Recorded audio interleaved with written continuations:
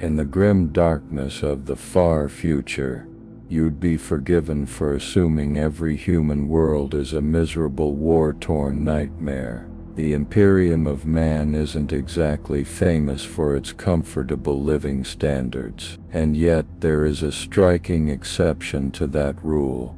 A region often hailed as the shining jewel of the Imperium's galactic east. Welcome to Ultramar, the famed realm of the 500 worlds of the Ultramarines. Yes, you heard that correctly. 500 worlds. Not a single planet, not a small cluster, but an entire sub-empire of humanity, flourishing under the stewardship of one of the greatest heroes the Imperium has ever known. If that sounds almost too good to be true, well, in some ways it is. Ultramar is a beacon of order and prosperity in a galaxy defined by chaos and decay. It's a realm where people live comparatively decent lives, where cities are orderly and productive, and where the whole society isn't one minor tech malfunction away from collapsing into medieval squalor. In a universe where average planetary governors can barely keep the lights on, Ultramar stands out like an overachiever in a class full of underperformers. So what exactly is Ultramar? Who runs it? And how did it come to be so different from the typical Imperial world? Why do Warhammer 40k fans speak of the 500 worlds with a mix of admiration and maybe a bit of envy or sarcasm? This script is going to dive deep into the lore of Ultramar, from its heroic founding by the Primarch Roboute Guilliman, through its trials in galactic wars all the way to its current resurgence in the 42nd millennium. By the end, you'll know why Ultramar is basically the Imperium's answer to the question, what if we actually did things right for a change? Strap in for a journey across half the galaxy into a realm of hope amid darkness. We'll cover everything: the official lore, the epic history, and plenty of context for newcomers. And don't worry, we'll keep it beginner friendly and maybe even throw in a dash of dry humor. Alright, let's get started unraveling the story behind Ultramar. The 500 worlds. Just remember, in the grim darkness of the far future there is only war, but in Ultramar, at least you get well-organized war with a 5-star administration. Now that's something. Chapter 1: The 500 Worlds, a Realm Apart. To understand Ultramar, you first need to appreciate just how different it is from a typical Imperial territory. The official definition: Ultramar is a quasi-autonomous submire within the Imperium of man, consisting of roughly 500 inhabited worlds. It's essentially an empire within an empire, ruled not by the usual Imperial bureaucracy, but by the Ultramarines chapter of Space Marines. In other words, where most Space Marine chapters just guard a single home planet or a lonely fortress monastery in some wasteland, the Ultramarines oversee an entire swath of space. This realm is located way out on the eastern fringe of the galaxy, basically the Imperium's frontier, about as far from Holy Terra as you can imagine. Ultramar's capital world is Macragay, a heavily fortified industrial planet, and the home of the Ultramarines. Surrounding Macragay are hundreds of other planets, each part of an interconnected society that Roboute Guilliman, more on him soon, carefully cultivated. The region is divided into several sectors or provinces. In the modern era, Ultramar is organized into 5 sectors: north, south, east, west, and central, each overseen by a tetrarch, a sort of high governor chosen from among Guilliman's champions. All sectors ultimately answer to Macragay. This tidy administrative setup is a far cry from the usual messy Imperial sector governance, and it's one reason Ultramar runs so smoothly. What's so special about these worlds? For one, they're prosperous and comparatively well governed. For 10,000 years, Ultramar planets have been beacons of productivity and stability. Each world is largely self-sufficient, yet they all trade with each other in a robust network. Ultramar has industrial worlds churning out high-quality goods, agri-worlds with actual edible food, not corpse starch, and even a famed garden planet named Ajax that used to be the breadbasket of the realm. The population of Ultramar lives in clean, well-planned cities, surrounded by green fields and clear seas. Pollution is kept in check. Unlike so many Imperial Forge worlds, Ultramar's industry hasn't turned its planets into toxic wastelands. This balance between industry and environment might sound almost idyllic because by 40,000 standards it is. It's said that until some recent calamities, the average person in Ultramar could expect to live into their mid-30s. Now for us today that sounds tragically short, but in the 41st millennium, hitting your 30s without being killed by war, disease, or starvation is practically a luxury vacation. That statistic alone speaks volumes about how life in Ultramar beats the living daylights out of being a hive city drudge on some other world. Ultramar society is disciplined and loyal. The people are educated again relative to the Imperium's usual medieval norm, and generally law-abiding. There's a sense of civic pride across these worlds, not least because many have a tradition of sending their best and brightest youth to attempt induction into the Ultramarines. Each planet in Ultramar takes pride if one of their own becomes a mighty space marine. Public squares display statues of famous Ultramarines born on that world. Being related to an Ultramarine is a badge of honor for generations. This culture of honor and service helps keep rebellions and heresy almost non-existent in Ultramar. Seriously, it's noted in lore that Ultramar has essentially no recorded cases of large-scale rebellion or chaos cult uprisings from within. Contrast that with basically every other Imperial sector, constantly battling its own polluted, starving masses or putting down cults left and right. In Ultramar, people actually trust their government.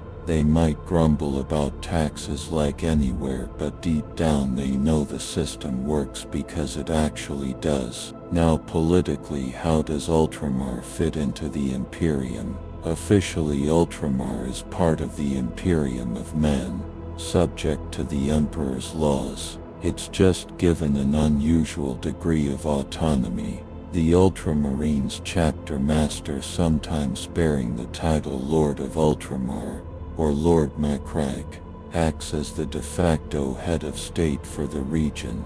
The Imperium recognizes that the Ultramarines govern these worlds in the Emperor's name. For the most part, Terra leaves Ultramar alone as long as it's loyal, which it is fiercely.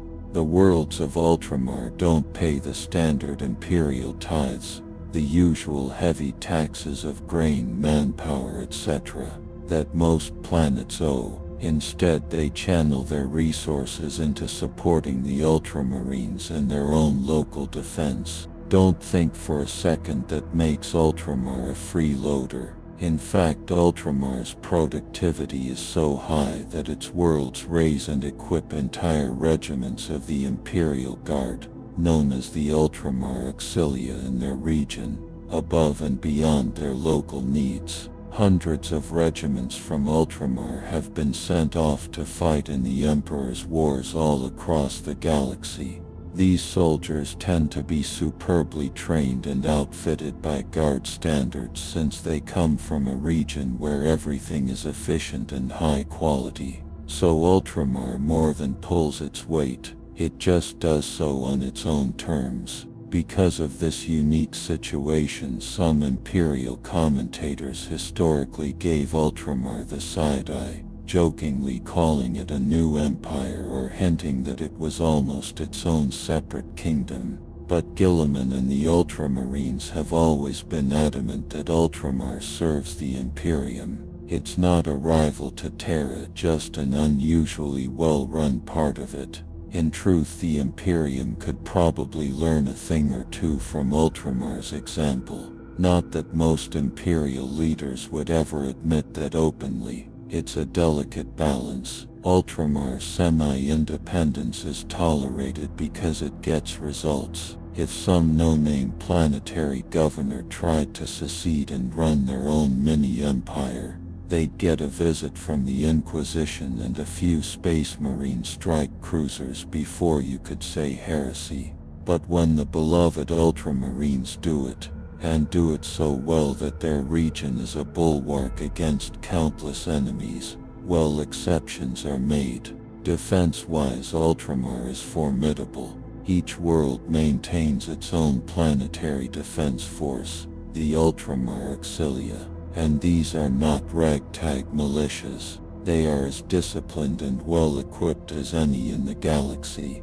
The region also fields the Ultramar Defense Fleet, a standing navy patrolling Ultramar space lanes, ever vigilant for pirates or invaders. Key shipping routes and approaches to major planets are protected by massive void fortresses. The largest of these, the Starfort Gallatin, is said to have enough firepower to obliterate a moon and is shielded to near indestructibility. And on top of all that, of course, are the Ultramarines themselves. A full chapter of elite Space Marines stationed right at Ultramar's heart on Macragge, ready to respond to any threat. Since the upheavals of the current era, more on that later, Ultramar now even hosts several other Space Marine chapters permanently as additional guardians, swelling the superhuman defenders of the realm to many times what they used to be. In short, if you want to attack Ultramar, bring a really big army and write your will beforehand. So that's Ultramar in a nutshell. A stellar realm of roughly 500 worlds governed by superhuman warriors with a talent for administration, inhabited by humans who actually enjoy a decent life by grimdark standards. It's an island of relative sanity in a sea of war and horror. Of course, Ultramar didn't get this way by accident. It took an extraordinary leader and 10,000 years of history to forge this paradise in hell. To truly grasp Ultramar's character, we need to travel back to its beginnings, to the time of legend when one man set out to build a better empire amid the stars. And that man is none other than Roboute Guilliman, Primarch of the Ultramarines. Let's dive into Ultramar's origin story. Chapter 2. Rise of Ultramar. Roboute Guilliman's early reign. Every great realm has to start somewhere, and Ultramar's story begins on the planet Macragge in the days before the Imperium arrived. Macragge was a human colony world that had actually weathered the Age of Strife, the long chaotic millennia when warp storms cut off worlds and human civilization largely collapsed. Unlike so many planets that fell into barbarism, Macragge stayed relatively civilized and even maintained tenuous contact and trade with a few neighboring systems. By the time our protagonist enters the scene, Macragge is ruled by a constitutional government led by two consuls. One of these co-rulers is a man named Connor Guilliman, an able and just leader dedicated to his people. The other is a fellow called Gallon. Spoiler, he's the scheming villain of this chapter. Enter Roboute Guilliman. As an infant, the future Primarch literally fell from the sky. Like all Primarchs, Roboute was one of the Emperor of Mankind's 20 genetically engineered superhuman sons, stolen away by dark forces and scattered across the galaxy as babies. Roboute's capsule landed in the mountains of Macraig, where he was discovered by a group of local hunters. Recognizing that this was no ordinary child, legend has it the baby was calm and observant, gazing at them with fierce intelligence. They brought him to Connor, the ruling consul. Connor effectively adopted Rob, raising him as his own son. Roboute grew up in an environment of education, statesmanship, and military discipline. From an early age he demonstrated astonishing intellect and physical prowess. Primarchs basically win the genetic lottery after all. By age 10 he was outsmarting his tutors.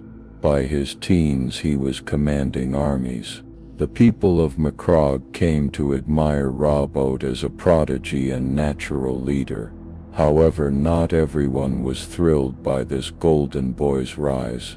Co-consul Gallon had always desired absolute power and now feared being upstaged by Connor's superhuman heir. While Roboute was away leading a military campaign against savage highland tribes, the Battle of Iria, a test of his leadership, Gallion launched a coup back in the capital. Gallon bribed and manipulated a portion of the military to seize control of the government. His forces attacked the Senate House where Connor was located, and a bloody civil conflict erupted. Connor and his loyalists held out, barricaded in the Senate, fending off traitor soldiers amid chaos and looting in the streets. As soon as word reached Roboute of the treachery, he marched his army back to the capital with all haste. Picture the scene.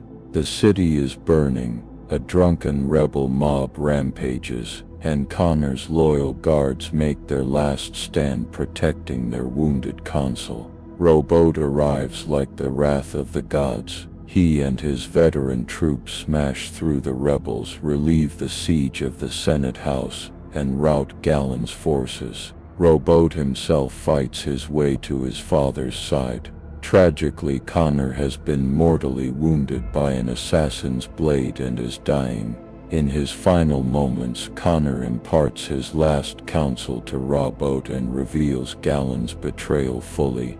Grief-stricken and furious, Roboute Guilliman does not fall into despair. He acts with cold, methodical resolve. He takes command of Macraig. Gallon and the conspirators are hunted down and executed for their treason. The coup is crushed utterly. In the aftermath, Roboute is acclaimed by the people as the new sole consul of Macraig. He basically becomes the absolute but benevolent ruler overnight, propelled by both his lineage and his proven capability. Now, Roboute sets about rebuilding and reforming Macraig in a way only a Primarch could. He has a singular vision to create the ideal society. First, he revamps the government and social order. The corrupt noble elites who supported Gallon have their lands and titles stripped. Instead, Roboute elevates those who showed loyalty and merit. Hard-working common citizens suddenly find doors open to them that were once shut. Roboute establishes a meritocracy. If you contribute to the prosperity and stability of society, you are rewarded and included regardless of your old aristocratic status or lack thereof. Lazy parasites and lawbreakers, on the other hand, get harsh, even draconian punishment. It's a very shape up or ship out in a coffin approach, but it works. He reorganizes the economy so that wealth isn't hoarded by a few nobles but is reinvested in infrastructure and industry. Under Roboute's direction, technology that had been locked away by aristocrats is disseminated to improve production and daily life. Farmlands are expanded and improved to ensure plenty of food. The planet's military is restructured into a well-equipped, disciplined force, loyal not to individual nobles but to Macraig itself. Within a short span, Macraig is thriving like never before. Roboute's rule is firm but remarkably fair. He's not a tyrant bleeding the people dry. He genuinely wants the population to prosper. Productive citizens make a strong society after all. Crime is dealt with swiftly, but merit and honor are rewarded. Macragge becomes a model of order, productivity and justice. Again, grim, dark justice, but justice nonetheless. Now, a Primarch is nothing if not ambitious on a grand scale. Roboute wasn't content with fixing just one world through Macragge libraries. He had studied ancient history, learning that humanity once spanned the stars. He dreamed of reuniting humanity and restoring civilization across the void. With Macragge as a stable base, he began reaching out to neighboring star systems. Remember, Macragge had kept contact with a few nearby worlds even during isolation, trade partners and such. Guilliman capitalized on those links. He sent diplomatic envoys and trade missions to bring other planets into cooperation. He also wasn't shy about using military force where needed. If a nearby world was ruled by despots or beset by anarchy, Guilliman's armies intervened to bring peace and fold those worlds into Macragge's growing domain. Some worlds joined willingly, attracted by the chance to be part of this flourishing order. Others were conquered if they were too far gone in chaos. Either way, Guilliman started to forge a small interstellar confederation. It's during this period that Roboute names his nonent federation Ultramar. The term comes from an old human word meaning beyond the sea. In this case, beyond the sea of night. Ultramar would be a realm beyond the darkness of old night, a beacon of light and order. And true to that name, trade routes between Macragge and its sister worlds are established and vigorously protected.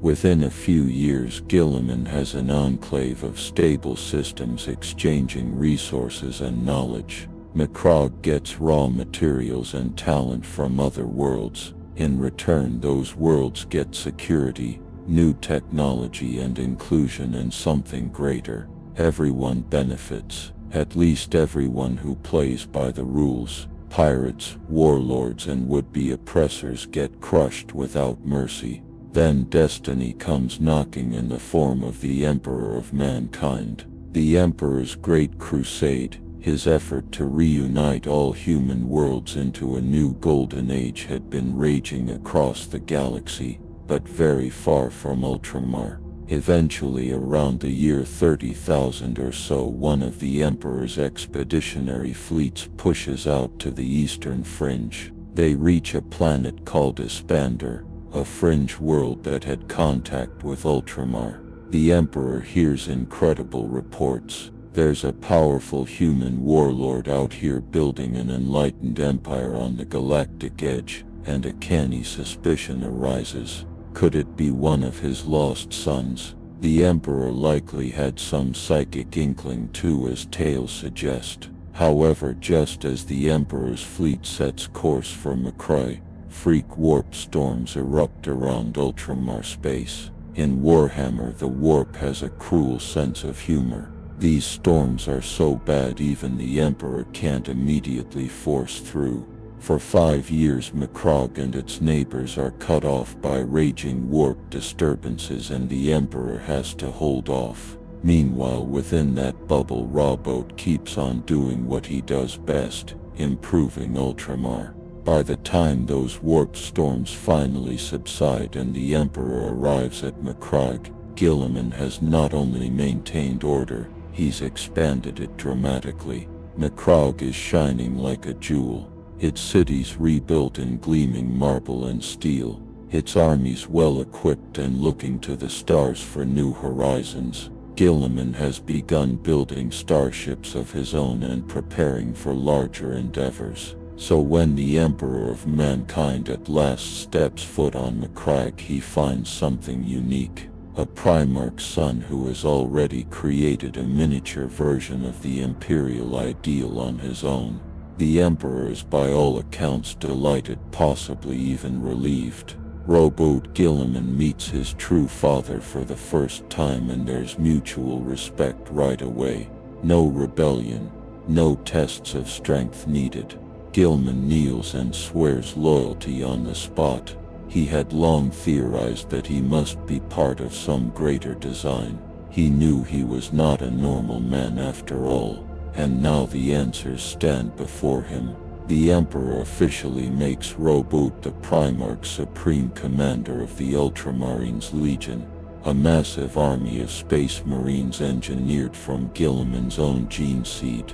Conveniently, that legion was already named Ultramarines, whether by fate or just naming conventions and operating elsewhere in the galaxy. But now their gene father had been found. The Legion's headquarters is moved to Macraig to merge with Guilliman's forces. Imagine tens of thousands of elite Space Marines fresh from conquering distant stars suddenly arriving to join Guilliman's burgeoning Ultramar Empire. Combined with Guilliman's own planetary armies and fleets, it's a match made in heaven or perhaps forged in war. With the Emperor's blessing, Guilliman is about to take Ultramar to heights undreamed of.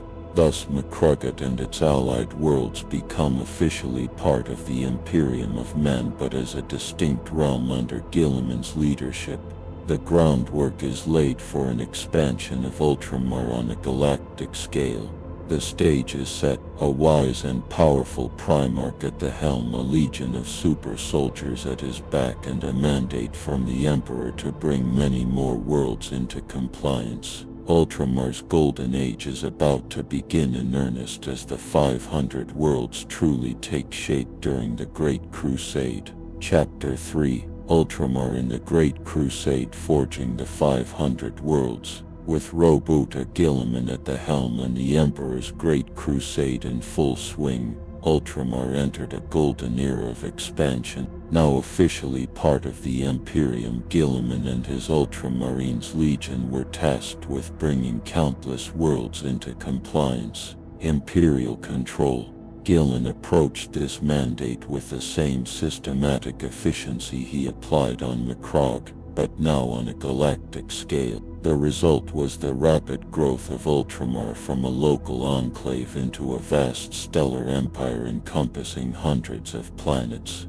The Ultramarines Legion itself swelled in size, fed by recruits from Ultramar's ever-increasing roster of worlds. In fact, the 13th Legion became the largest of all the Emperor's Space Marine legions. While other legions often suffered horrendous attrition in brutal war zones, the Ultramarines, by fate or design, were frequently deployed strategically where their logistical and organizational skills let them conquer with fewer losses. Combine that with Guilliman's growing recruitment base, he could draw hardy youths from dozens of civilized worlds, now not just one, and by the end of the Crusade the Ultramarines numbered in the hundreds of thousands. They were an army big enough to pacify whole sectors on their own, and they often did exactly that. Guilliman's method of war was as much about rebuilding as it was about destroying enemies. A typical campaign under Guilliman went like this. The Ultramarines arrive at a human world that's fallen into anarchy or been subjugated by aliens. They make a swift, decisive strike to eliminate the oppressive regime or Xenos overlords. Then, instead of just planting a flag and zooming off, Guilliman establishes a lasting Imperial presence. He installs administrators often drawn from Ultramar's population or the Legion's own ranks to help set up a functional local government. He uses the Legion's resources to jumpstart infrastructure, repairing cities, restoring power grids, setting up schools and industries, you name it. In short, each world isn't just conquered, it's uplifted and incorporated into Ultramar's cultural and economic network. Many worlds eagerly joined this prosperous federation once liberated. Who wouldn't want to be part of the empire that actually treats its people well and brings tangible improvements? Of course, If a ruler refused or an alien empire stood in the way, the Ultramarines were no less ruthless than any Space Marines. They crushed plenty of Orc warlords, human tyrants, and minor Xenos empires during Ultramar, but afterward those worlds would be rebuilt as new jewels of Ultramar. It's a carrot and stick approach. Resist and face the Ultramarines' wrath. Surrender and enjoy the benefits of Guilliman's enlightened rule. Over roughly 2 centuries of ceaseless campaigning, Guilliman's realm expanded from a handful of systems to literally hundreds. This is the era when the term 500 worlds of Ultramar truly takes shape. Now, was it literally 500 worlds? The sources often say more than 500, implying that's a rounded figure, a symbol of its vastness, but 500 is a good ballpark for the late Great Crusade period. Each star system in Ultramar might itself contain multiple inhabited planets or moons, so it's a huge swath of space however you count it. Guilliman organized Ultramar's expansion carefully. He divided his realm into subdomains, each overseen by one of his top commanders, precursors to the tetrarchs we discussed earlier. These lieutenants, often captains of the Ultramarines, were granted authority to govern groups of worlds. Essentially, Guilliman set up a feudal yet merit-based hierarchy. Worlds owed allegiance and resources to Ultramar as a whole, and trusted Ultramarines officers served as governors to ensure things ran according to Guilliman's grand vision. For example, Makrig remained the capital, the political and military center. Kaf developed into Ultramar's industrial powerhouse and primary shipyard world. Its massive forges and manufacturia were so productive that at one point they nearly rivaled Makrig's output. Ajax became known as the Garden of Ultramar, a verdant breadbasket whose vast farms fed not just Ultramar's own citizens but also supplied the frontline crusade forces with food and medical supplies. Connor, named after Guilliman's father, evolved into a true forge world of the Adeptus Mechanicus, a center of manufacturing and technology in Ultramar that churned out weapons, starships, and munitions for the Ultramarines and their allies. Armatura was a heavily fortified planet that served as a giant military training base and staging ground.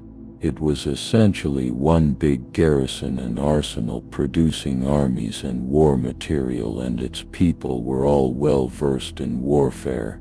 Prandium was maintained as a paradise world, a resort and cultural gem showcasing the prosperity and quality of life Ultramar could achieve at its height. Pandium's forests and seas were legendary. Alas, that beauty would attract the Tyranids later, but we'll get there. Talisar, an ocean planet with stormy seas and hardy islander populace, contributed a strong naval tradition to Ultramar's forces and produced tough recruits used to harsh environments. And then there were the 3 planets of Masali, Quinton, and Tarantus, a trio of agri-worlds terraformed and coordinated to function together, providing a vast surplus of crops and foodstuffs. These 3 operated in tandem with opposite growing seasons, etc., to ensure Ultramar never lacked for food. Essentially, each world in Ultramar had a role to play. Each was a bright thread in the tapestry of Guilliman's domain. Collectively, these systems came to be known as the 500 Worlds of Ultramar, and the realm truly lived up to that name on the eve of the next great crisis. While Guilliman was expanding Ultramar, He was also a major leader in the wider Great Crusade. His Ultramarines fought alongside other legions in many campaigns to bring humanity together.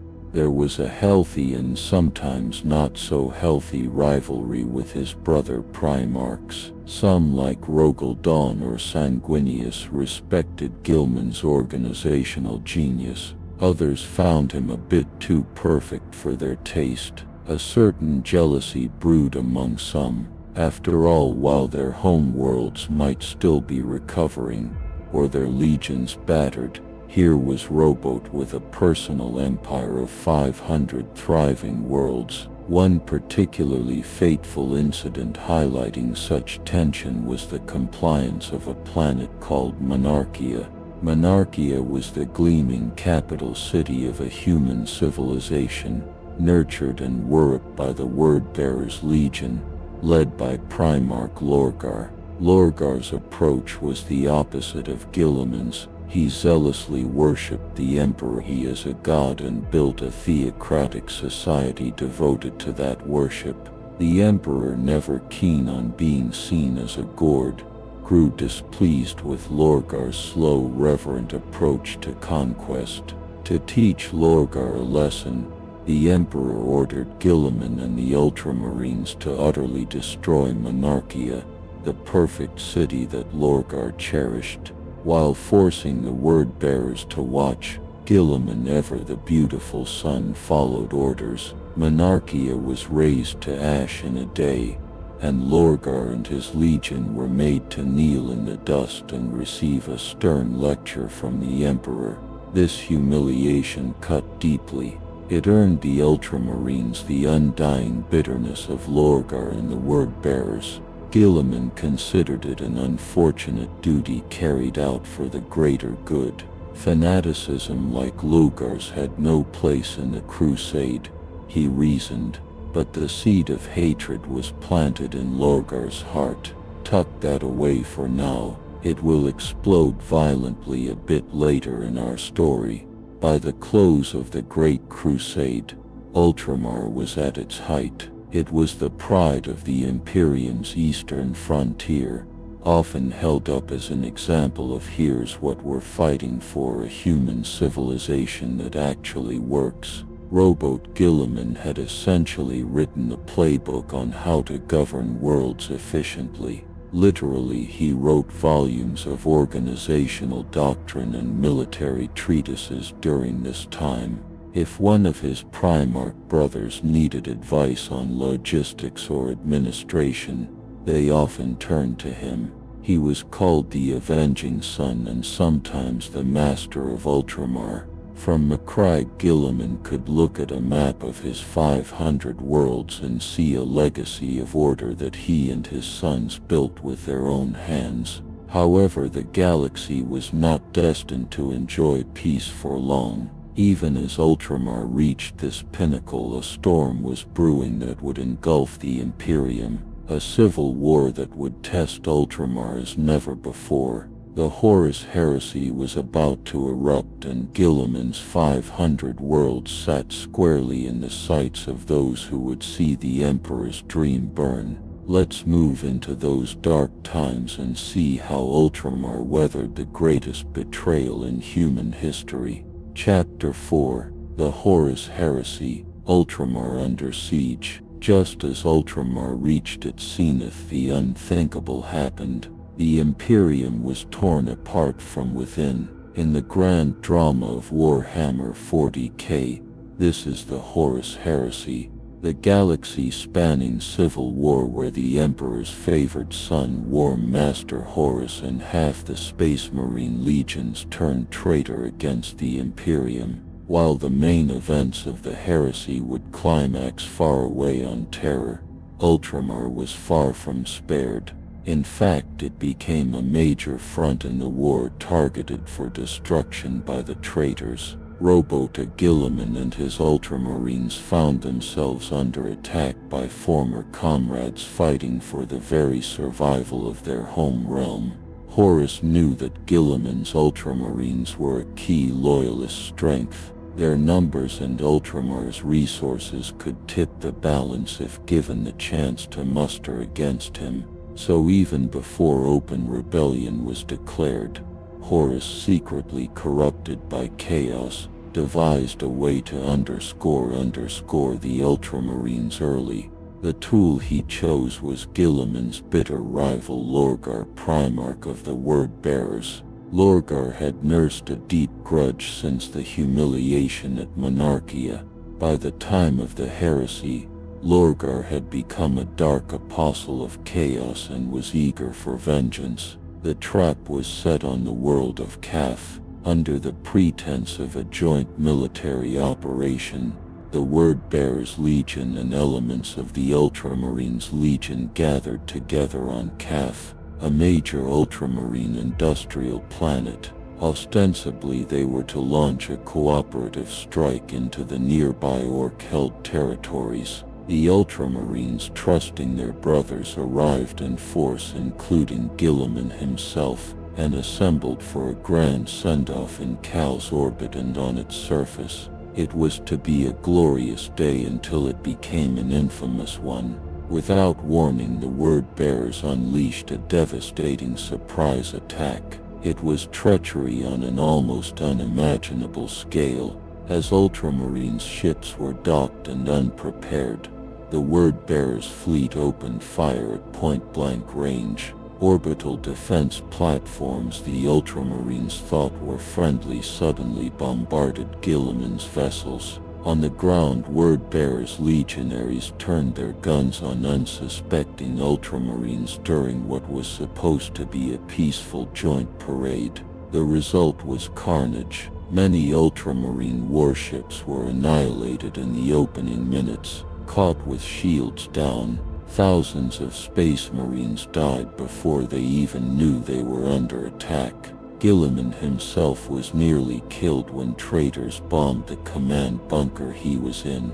The Battle of Kaf had begun, one of the most notorious betrayals in the Horus heresy. It raged across orbital space and the planet's surface. The Ultramarines, though staggered, were not completely defeated in the first blow. They fought back ferociously.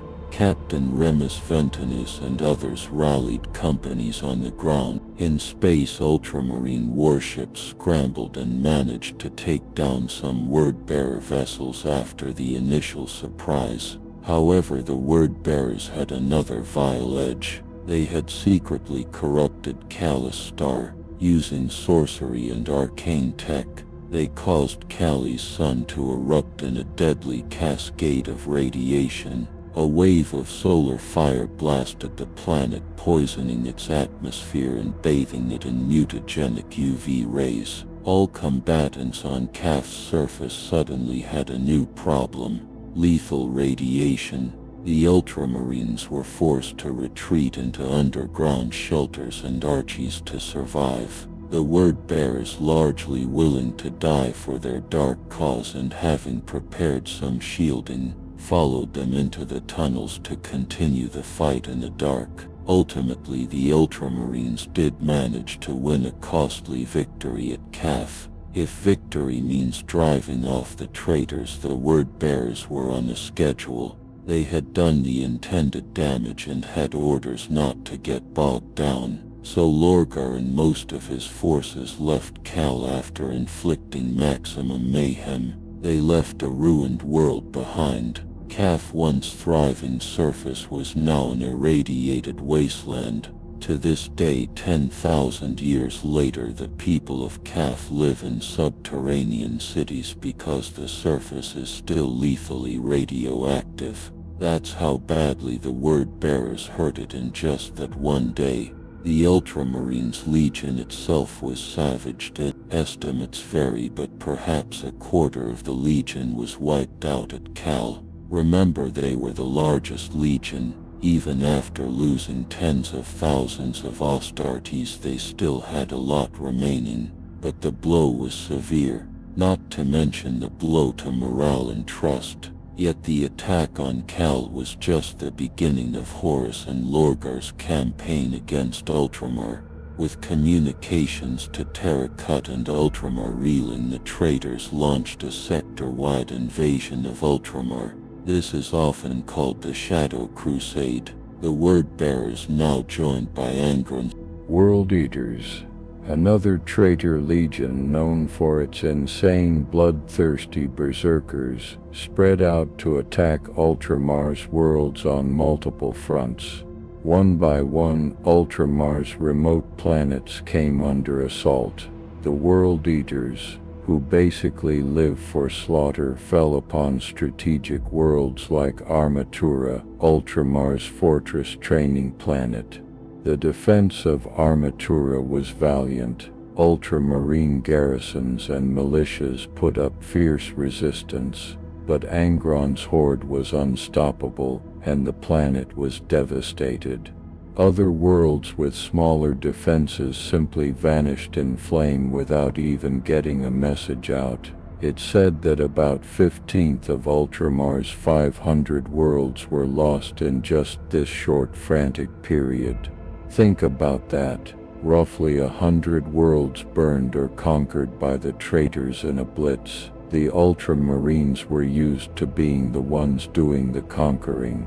Now they were desperately playing defense across a whole realm with an enemy who appeared everywhere at once like ghosts. The term Shadow Crusade is apt because it was a war of sudden strikes and dark sorcery, largely hidden from the rest of the Imperium due to the warp disruptions. Lorgar, steeped in chaos lore, performed a massive ritual to deepen the crisis. Together with his word-bearer dark priests, he created the Ruin Storm. This was an immense warp storm that engulfed Ultramar's entire region of space. The Ruin Storm essentially severed Ultramar from the rest of the galaxy. Warp travel and astropathic messages in or out became nearly impossible. Ultramar was on its own, utterly isolated from any help. Each world had to fend for itself, and Guilliman had to manage defense with whatever forces he could maneuver internally, which was made very difficult by the warp disturbances. Sending fleets between systems was perilous and slow. Some Ultramar worlds heroically managed to hold off or even defeat their invaders despite the chaos. There are tales of outposts that fought off traitor assaults on their own. For instance, the world of Astagar was led by an Ultramarines officer, Lucretius Corvo, later founder of the Nova Marines chapter, who rallied the defense and actually repelled a word-bearer's incursion. There were scattered void victories too. A colossal word-bearer's battleship called the Furious Abyss, built in secret to terrorize Ultramar, was hunted down and destroyed by a scratch fleet of loyalist ships before it could unleash its full havoc.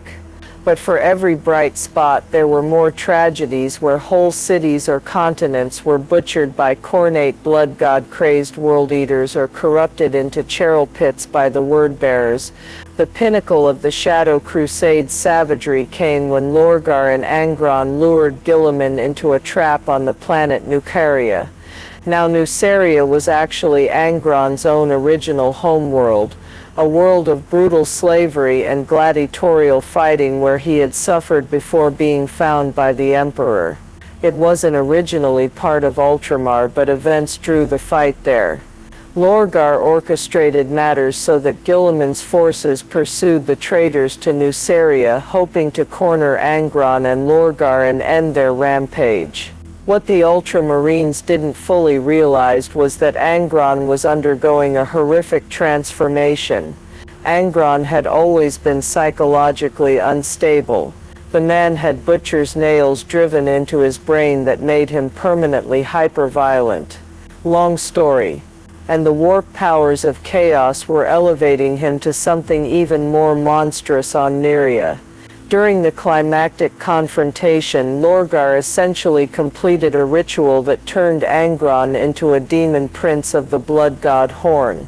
Guilliman and his warriors suddenly faced not merely a Primarch but a hulking warp-fueled demonic Primarch at the head of an endless tide of crazed world eaters. The Ultramarines had to retreat. There was no stopping Angron in that state. It's worth noting the entire population of Nusea was basically annihilated in the process. Angron got a sick revenge on his birthplace by slaughtering what remained of it amidst his ascension. After that, the Shadow Crusade began to wind down. Lorgar had achieved his primary objectives. Butcher Ultramar's strength locked them away behind the ruined storm and make a grand offering to chaos in the form of Angron's ascension and countless massacres. Angron, now a demon Primar, eventually heeded Horus's summons towards Terra for the final stages of the heresy. Lorgar too shifted his attention to other schemes in service of chaos. There are hints he grew wary of directly fighting Guilliman further and instead went to cultivate his newfound chaos power elsewhere. The Word-Bearers and World Eaters left a shattered Ultramar in their wake. Guilliman and the Ultramarines were left picking up the pieces in a realm cut off from all outside aid. It's hard to overstate the confusion and psychological blow of these events. The Ultramarines, proud and unshakable, had been blindsided by brothers they once trusted with their lives. Guilliman himself, an eternal planner, had been outplayed by an unpredictable foe using methods he considered unthinkable, demonic sorcery and such. Guilliman was a rationalist, so dealing with literal demons was not on his everyday to-do list. However, true to character, Roboute Guilliman did not collapse under the strain. He began reorganizing and fortifying what was left of Ultramar, preparing for the worst and hoping for the best. One of his first realizations was that the Imperium, or at least the Imperium as they knew it, might well have fallen. With the ruined storm severing all contact, for all Guilliman knew, Terra could have been conquered and the Emperor slain. He faced the grim prospect that Ultramar could be the last bastion of human civilization left standing. And thus was born a bold and controversial idea. If the Imperium was lost, Ultramar would have to become a new Imperium, a second empire of man to keep humanity alive. This idea would crystallize into something called Imperium Secundus, which we'll discuss fully in the next chapter. But as a preview, Guilliman essentially thought, better to have a backup Imperium out here than to sit idle if the original one has fallen. It was a plan born out of both despair and hope. Despair at the thought that the Emperor's realm was no more. Hope that they could preserve its embers in Ultramar. So as the Horus heresy raged elsewhere, with the Ultramarines unable to reach Terra for the final decisive battles, Ultramar itself entered a unique chapter of its history. The realm had been bloodied, but not broken. Guilliman still had a very large force. Remember, even after their heavy losses, the Ultramarines likely still numbered on the order of 100,000 Space Marines, plus countless Ultramar auxilia troops and local militias. He also soon found himself with some extraordinary company in Ultramar. Other loyalist Primarchs who got trapped behind the ruined storm, cut off from the rest of the war. These loyalist leaders prepared to make Ultramar the new center of imperial civilization if necessary. The heresy's shadow over Ultramar would lead not only to great tragedy but also to an experiment in governance that would never be repeated. An Imperium within the Imperium. Before we get to that, consider Ultramar's state at this juncture. The 500 worlds have been pruned harshly. Many are in ruins or occupied by enemies. Communications are down and fear is everywhere. Yet on Macragge, Roboute Guilliman stands resolute amid the turmoil, determined that humanity will not lose everything. The coming of Imperium Secundus is at hand. Chapter 5. Imperium Secundus, Ultramar's Second Empire. Cut off from Terra and fearing the worst, Roboute Guilliman undertook one of the most extraordinary political experiments in Imperial history, the creation of Imperium Secundus, Latin for Second Imperium. This was essentially a backup Imperium based in Ultramar. If the Emperor and Terror had indeed fallen to Horus, then Guilliman reasoned humanity needed a surviving center of authority to prevent total collapse. It was a radical move verging on outright heresy in the eyes of some, but Guilliman saw it as a grim necessity given the information he had. He wasn't alone for long. Fate delivered 2 more Primarchs into Ultramar during this turbulent period. First came Lion L. Johnson of the Dark Angels.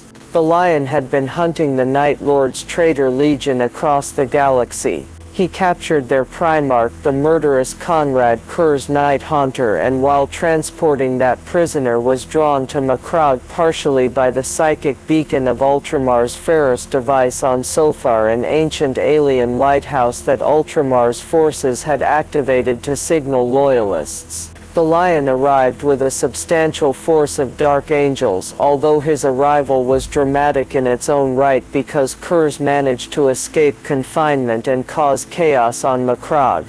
Yes, at the same time Ultramar is trying to reorganize, the Night Lord's Primarch was skulking around Macragge's shadows, committing acts of terror. It was tense to say the least. Hot on the Lion's heels, Sanguinius of the Blood Angels also turned up in Ultramar. Sanguinius and his legion had been well laid in their own trials, fighting a demon horde in the Cygnus cluster and then flung off course by the ruined storm. Guided by visions and possibly by the Pharaoh-speaking signal, the Blood Angels eventually made contact with Ultramar's forces. Sanguinius, angelic, noble, beloved by all, was perhaps the best possible person to have present in this time of despair.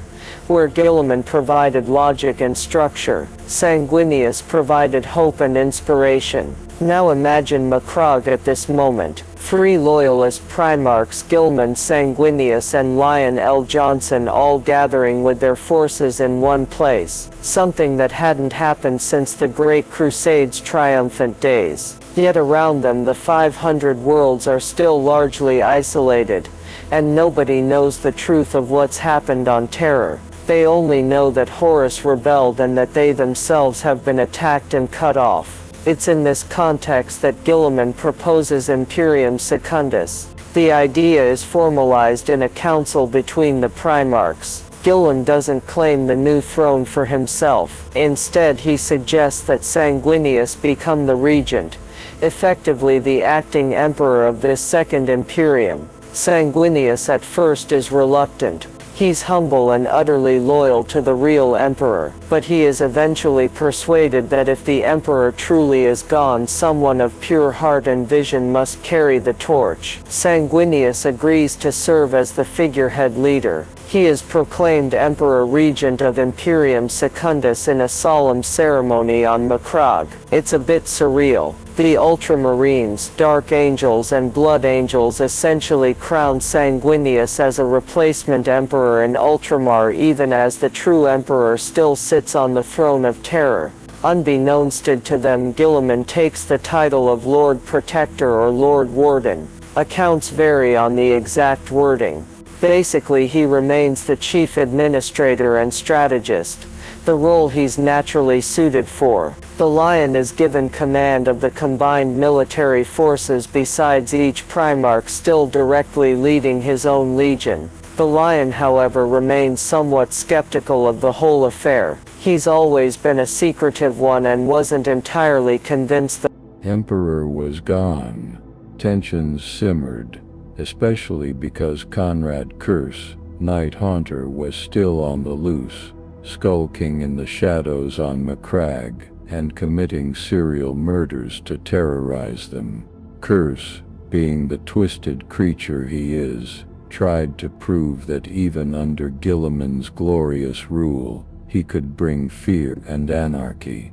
He succeeded in assassinating some key individuals and nearly killed Sanguinius at one point. There's a whole subplot of Kerr tormenting the Lion and Guilliman, including an attempt on Guilliman's life, all while Imperium Secundus was setting up. Eventually, the Lion confronted Curse directly and brutally injured him, leaving him for dead, though he didn't kill him outright. Long story there, but basically Curse would later be captured and executed after the heresy. This internal drama aside, the leadership of Imperium Secundus stayed intact. Imperium Secundus endured for some time, several months at least, possibly a year or more. Time measurement in the warp-stormed realm was tricky. During that period, Ultramar effectively became the heart of a separate Imperium. They established their own ruling council, enforced imperial law across Ultramar as best as they could, and tried to uphold the ideals of the Emperor. Sanguinius, sitting on a makeshift throne on Macragge, was a reluctant emperor. Guilliman administered the provinces and military. The Lion acted as a grim enforcer, hunting any sign of dissent and hunting Curse in the shadows. Importantly, Guilliman and Sanguinius treated it clearly as a temporary contingency. They stated that if evidence came that the Emperor and Terra still stood, they would immediately dissolve this second Imperium. In other words, they weren't usurping power, they were safeguarding it. That evidence does come eventually, thanks to the Pharaoh beacon on Sadr and some daring deeds in the novel Pharaohs. Some Ultramar defenders sacrificed themselves to send a far-reaching signal through the ruined storm. The Loyalists on Macragge receive fragmentary news that Terra has not yet fallen. Moreover, as the ruined storm mysteriously begins to recede, in part due to some grand psychic effort by Sanguinius and others, he had visions guiding him. Guilliman realizes the Emperor might still live. The turning point is when a lone astropathic message or vision finally punches through, confirming that the Emperor's beacon still shines. Some versions suggest Sanguinius himself with his prescience became convinced that the Emperor was alive, and Horus had not yet triumphed. Upon this realization, Sanguinius, who had been tormented by the moral burden of taking his father's mantle, immediately decreed that Imperium Secundus had fulfilled its purpose and must now be dissolved. He refused to wear a crown that belonged to the Emperor for one moment longer than necessary. True to their word, the Primarchs dismantled Imperium Secundus. The experiment ended voluntarily and amicably. They all swore renewed loyalty to the one true Imperium. In practice, nothing much had changed on the ground. Ultramar was still Ultramar, but this symbolic act was crucial. It showed Guilliman's fundamental loyalty and humility. He never truly wanted a divided Imperium. He wanted to save what he could. The moment he believed the Emperor's Imperium still had a chance, he set aside his rulership and returned wholeheartedly to being a subject of the Emperor. With the ruined storm finally abating enough for travel, the three Primarchs then prepared to do what they had wanted to do all along: rejoin the war against Horus. The plan was for Guilliman, Sanguinius and Lionel Johnson to take as much of their legions as possible and break through the warp storms to reach Terra. However, chaos had delayed them well enough that time was nearly up. Sanguinius and the Blood Angels managed to rush toward Terra. They would famously arrive in the nick of time to take part in the final battle, the Siege of Terra.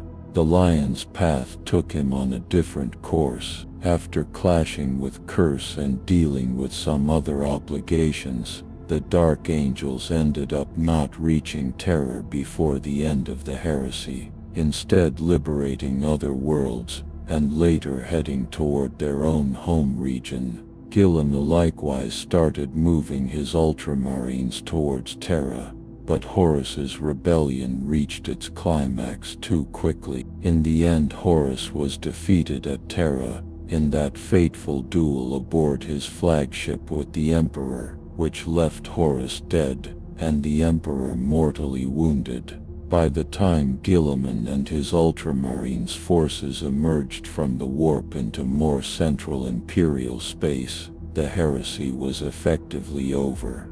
The traitors were in retreat after the death of Horus and the shattering of their forces following the siege of Terra. There's a poignant note that Guilliman was furious and heartbroken that he hadn't been able to arrive earlier. He and his Ultramarines had intended to reinforce the Loyalists on Terra, but thanks to the ruin storm and all the chaos, they simply couldn't get there in time. It's an enduring bitterness in Guilliman's soul that he wasn't there to fight alongside the Emperor in the final hour. However, arriving in the aftermath meant Guilliman had a crucial new role to play, helping pick up the pieces of a broken Imperium. Ultramar and its forces were intact and now fully reconnected to the wider galaxy. Guilliman swiftly transitioned from war fighting to statecraft.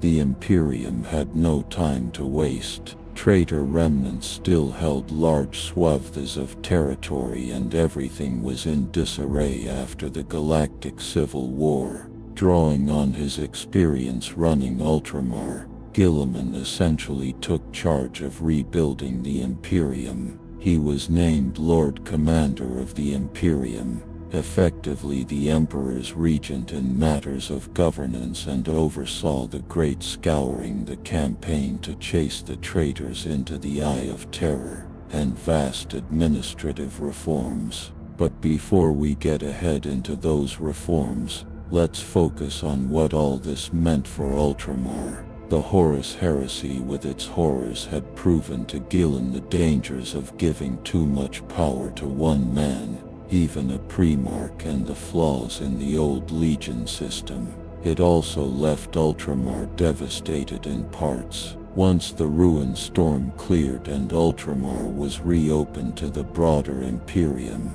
Guilliman directed the Ultramarines to secure their realm again and aid any world still plagued by traitors. There was a lot of cleanup to do in the Eastern Fringe. Scattered bands of word-bearers or world-eaters, who hadn't gotten the memo that Horus lost. Demagogues trying to stir up chaos, cults in the power vacuum, and so on. The Ultramarines stamped these out firmly. More importantly, as the dust settled, Guilliman had to decide how Ultramar would fit into the new Imperium. Moving forward, the heresy was over. The Emperor was alive, but grievously wounded, now interred on the Golden Throne in a deathless state, and Guilliman himself was effectively running Imperial operations as Lord Commander. Would Ultramar remain an almost separate empire, or would it be folded entirely under direct Imperial control? Guilliman's decision was characteristically principled. He believed that after the heresy, the time of Space Marines ruling as feudal lords should end. The heresy had shown that even superhumans could fall to hubris, and that the Imperial citizenry should not be solely dependent on warrior kings, no matter how well-intentioned, holding personal empires. So as we transition to the post-heresy era, Guilliman made a momentous choice for Ultramar's future to dismantle parts of Ultramar's autonomy for the greater good of the Imperium. It's time for the reformation of the Imperium, and Ultramar's role is about to change. Chapter 6: Reformation. Ultramar. After the heresy, the Horus heresy was over, but its repercussions reshaped the galaxy and Ultramar forever. Roboute Guilliman emerged as the architect of a new Imperium in the aftermath. He penned the famous Codex Artis, a comprehensive tome outlining new rules and organization for the Space Marines. One major outcome of this was the second founding of Space Marine chapters. Guilliman decided that no single man should ever again command the kind of power a full Space Marine Legion represented. The risk of another Horus was too great, so he divided the legions into smaller autonomous chapters of about 1,000 Marines each. For the Ultramarines Legion, this was a massive split. They were at that point still tens of thousands strong. Guilliman's own Ultramarines would become one chapter, and the rest of his veterans were broken off to found a host of new chapters. Names like the Nova Marines Genesis chapter, Ultramarines Praetors of Ultramar, Silver Skulls Scythes of the Emperor, Sons of Orur, and many more, either came directly from this second founding or later foundings using Guilliman's gene seed. Each of these successor chapters might take stewardship of a region or a particular world, some even within the old Ultramar region, others sent far afield to spread their excellence across the Imperium. This feeds into Guilliman's next transformative act, the political reorganization of Ultramar itself. He had no intention of maintaining his 500 worlds as a personal fief outside the main imperial structure. Quite the opposite, Guilliman believed strongly that the loyalty of Ultramar to the Imperium must be absolute and unquestioned, so he relinquished direct control over the majority of Ultramar's worlds. Many planets that were once under the Ultramarines Legion's governance were handed over to the normal Imperial administration, or to the stewardship of the new successor chapters. Some worlds became independent Imperial sectors of their own with their own planetary governors now answering to Terra rather than Macrog. Others were given to successor Astarte chapters as new home worlds. For instance, the Genesis chapter, composed largely of Ultramarine veterans, took on guardianship of a portion of Ultramar's southern reach, and chapters like the Nova Marines eventually established themselves on worlds at Ultramar's periphery. When the dust settled, the realm of Ultramar was officially a much smaller domain. The Ultramarines chapter retained Macrog and its immediately surrounding systems, amounting to roughly a dozen key worlds. These included Macrag Cake, which despite being ravaged was still inhabited. Its population had moved into underground caverns and vowed to rebuild. Connor, the Forge world and anchor of the northern zone. Espor, a cardinal world, religious center in Ultramar South. Ex, the garden world of Ultramar. Parminia, a strategic garrison and training planet. Prandium, sadly marked destroyed after the wars, but counted among the realm's worlds until its destruction. Talassa, the ocean world. Talassa Prime, a world that became an inquisitorial fortress. Interestingly, the three planets, Masali, Quinton, Tarantus, the Interlen Agra world trio, and perhaps a couple of others like Circe or Oluda that were near the core. All told, Ultramar proper was now essentially a subsector of about 8 to 12 major inhabited worlds and their moons rather than hundreds. This was a deliberate scaling back.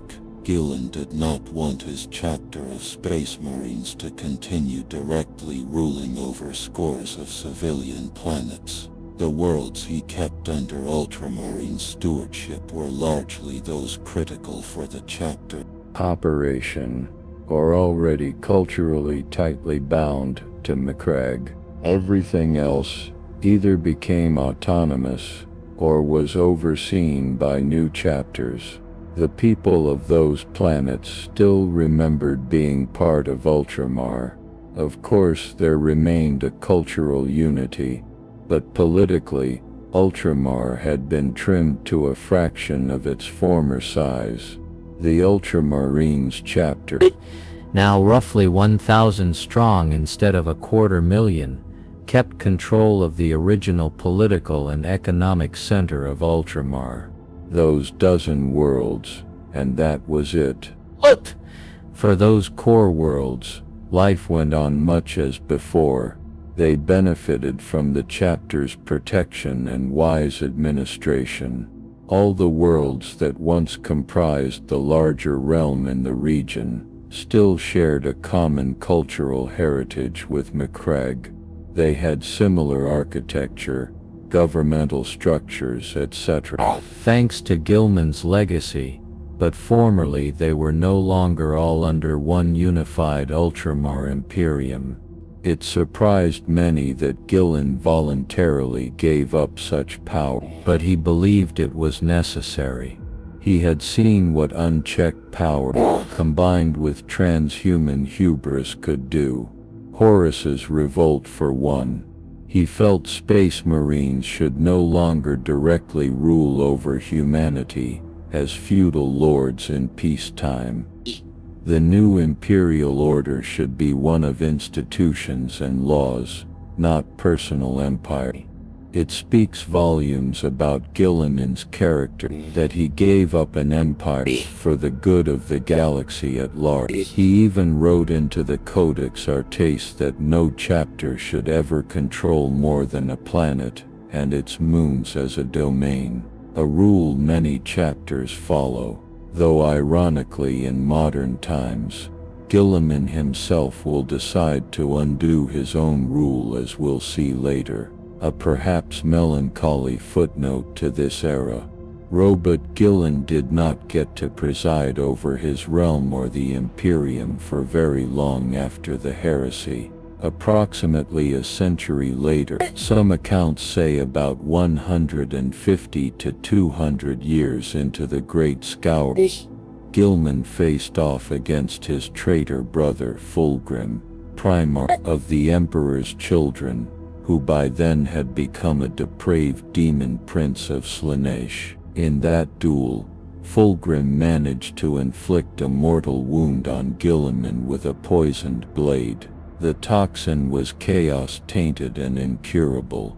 Guilliman was retrieved by his Ultramarines, but he was on the brink of death. In a desperate bid to save him, they placed him in a stasis field, essentially frozen in time at the exact moment of death, within the Temple of Hera on Macragge. There he lay neither alive nor dead for millennia. To the Imperium at large, Guilliman became a sort of mythical figure suspended in time. On Macragge, people would make pilgrimages to see the Primarch's body in stasis, some praying as if he were a saint, others simply paying respects to the great man. The Ultramarines kept hopeful vigil over his perfectly preserved form, believing one day he might return if the Emperor willed it. Without their Primarch's active presence, the Ultramarines and Ultramar soldiered on, guided by his teachings and memory. They had capable chapter masters and the Codex Astes to steer them, and the realm of Ultramar remained true to Guilliman's vision across the centuries. For most of the next 9,000 years, Ultramar experienced relative calm, as much as can be expected in Warhammer 40k. Anyway, the eastern fringe was distant from many of the galaxy's constant flashpoints like the Eye of Terra.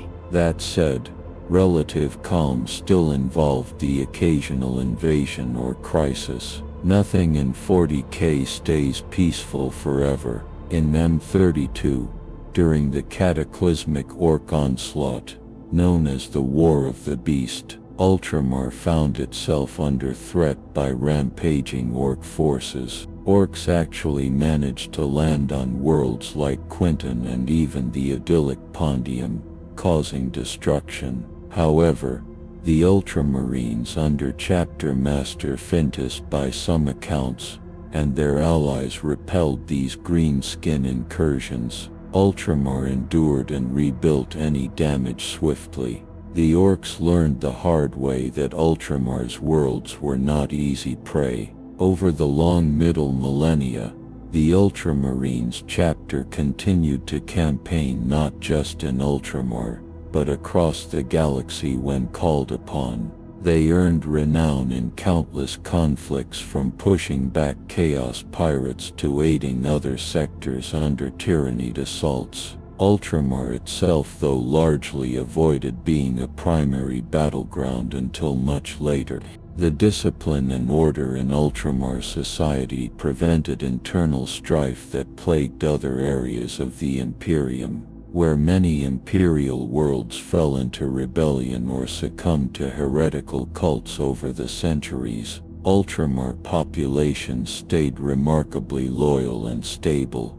The local authorities, with discreet help from the Ultramarines' own agents, like the Vigil Alperti, a sort of secret security bureau, kept tabs on sedition and stamped out chaos influences before they could spread. One could say the worst crime you'd typically find on an Ultramar world during these millennia might be a smuggling ring or a corrupt factor. Nothing like the planet-wide uprisings that are common elsewhere. It was as close to an orderly utopia as the Imperium could boast. Thus, through the Great Scouring, the Nova Terra Interregnum, the Age of Apostasy, and other historical upheavals, Ultramar remained a rock of stability. It sent forth armies when needed. It produced some of the Imperium's best bureaucrats and generals. Ultramar's education system turned out competent officials who often ended up serving in the wider Imperium, and it maintained that ethos of do things right. Sometimes other Imperial commanders would grumble that Ultramar had it easy out there, far from the worst trouble spots coddled by Guilliman's legacy, but none could argue with Ultramar's results. Fast forward to the late 41st millennium. This is when Ultramar's peace would truly be shattered by new terrifying threats from beyond. The galaxy was darkening again. New alien dangers were looming in the void, and even an empire as well prepared as Ultramar would find itself challenged to the breaking point. The next chapters of Ultramar's story would be written in the blood of the tyrannic wars and the fire of chaos assaults, and ultimately with the miraculous return of the avenging sun himself. But before the dawn, as always, comes the deepest night. Ultramar's mettle was about to be tested as never before in the 41st millennium. Chapter 7: Tyrannies, Warbands and New Threats. Ultramar's trials in M41. For thousands of years, Ultramar had been a haven of stability, but the late 41st millennium brought threats of a scale unseen since the Horus Heresy. The first and perhaps most infamous was the arrival of the Tyrannies, extragalactic predators, a swarming hive of bioengineered horrors bent on devouring all life. The Imperium at large had no idea these creatures existed until they smashed headlong into Ultramar. In 745 M41, Hive Fleet Behemoth, the first Tyrannid incursion in Imperial records, slammed into the eastern fringe. Ultramar's outlying monitoring stations and frontier colonies started going dark. By the time anyone realized what was happening, a tide of Tyrannid biohips was bearing down on Ultramar's core systems. This was the opening of what became known as the First Tyrannic War. The Ultramarines under Chapter Master Mars Kulgar scrambled to mount a defense. They met the Tyranids in space at the battles of Prandium and Macragge. Prandium, Ultramar's beautiful paradise world, was the first to face the onslaught. Despite desperate defense by Ultramar's navy and planetary forces, the Tyranids completely overran Prandium. The alien swarm literally consumed the planet, its forests, its animals, its millions of people, reducing Prandium to a barren rock. By the time the Tyranids were done, there was nothing left but a lifeless husk. Prandium's complete destruction was a shock to Ultramar, one of their cherished worlds erased in a matter of days. Monos Kulgar regrouped the Ultramarine fleet and drew the Tyranids toward Macragge, determined that the capital world would not fall. The space battle in Macragge's orbit was massive and brutal. Kulgar's tactics and the sacrifice of many brave crews managed to shatter the main hive fleet, but numerous Tyranid bioships broke through and disgorged countless hordes onto Macragge's surface, particularly at the planet's polar regions, where the Ultramarines maintained fortress garrisons. What followed was one of the Ultramarines' most heroic and costly battles at Macragge's northern polar fortress. The Ultramarines' first company, their veteran elite, many in Terminator armor under Captain Invictus, made their stand. Wave after wave of Tyranid organisms assaulted the fortress. Immense coniflexes, living battering ram beasts, swarms of Scytholim gaunts, chameleon-like lictors lurking in the blizzards. The Ultramarines fought with disciplined fury, mowing down Xenos by the thousands, but the Tyranids are numberless and know no fear or fatigue. Slowly, inexorably, they began to overwhelm the defenses. Captain Invictus and the First Company sealed themselves in the innermost keep of the polar fortress, holding the last line to the bitter end. When relief forces finally reached that chamber, they found every one of those veteran Ultramarines dead, surrounded by mountains of slain Tyranids. The First Company had been annihilated to the last man, but they had not yielded an inch. Their sacrifice stalled the Tyranid advance long enough for Kulgar to regroup and ultimately defeat the remaining Tyranids on Macragge's surface. Meanwhile, in orbit and beyond, Kulgar engaged the Tyranid Hive Tyrant, the monstrous leader beast of the swarm, in single combat on the bridge of his flagship. In that famous duel, Kulgar's honor god were slaughtered and Kulgar himself was gravely wounded by the tyrant's claws, but in the end he punched his power fist straight through the Hive Tyrant's giant skull, killing it. With the tyrant dead, the central synaptic control of the Tyranid swarm fractured. The remaining Tyranid fleet was then lured into a trap and destroyed by a concerted Imperial counterattack, including a heroic ramming maneuver by the Imperial battleship Dominus Astra that took out the largest hive ship. The battle for Macragge was won barely. In the aftermath, the Ultramarines surveyed a bittersweet victory. They had saved Ultramar from being consumed, but at terrible cost. The Ultramarines chapter had lost nearly half its fighting strength, including almost all of its veteran First Company. Entire esteemed squads and heroes who had fought for centuries were gone.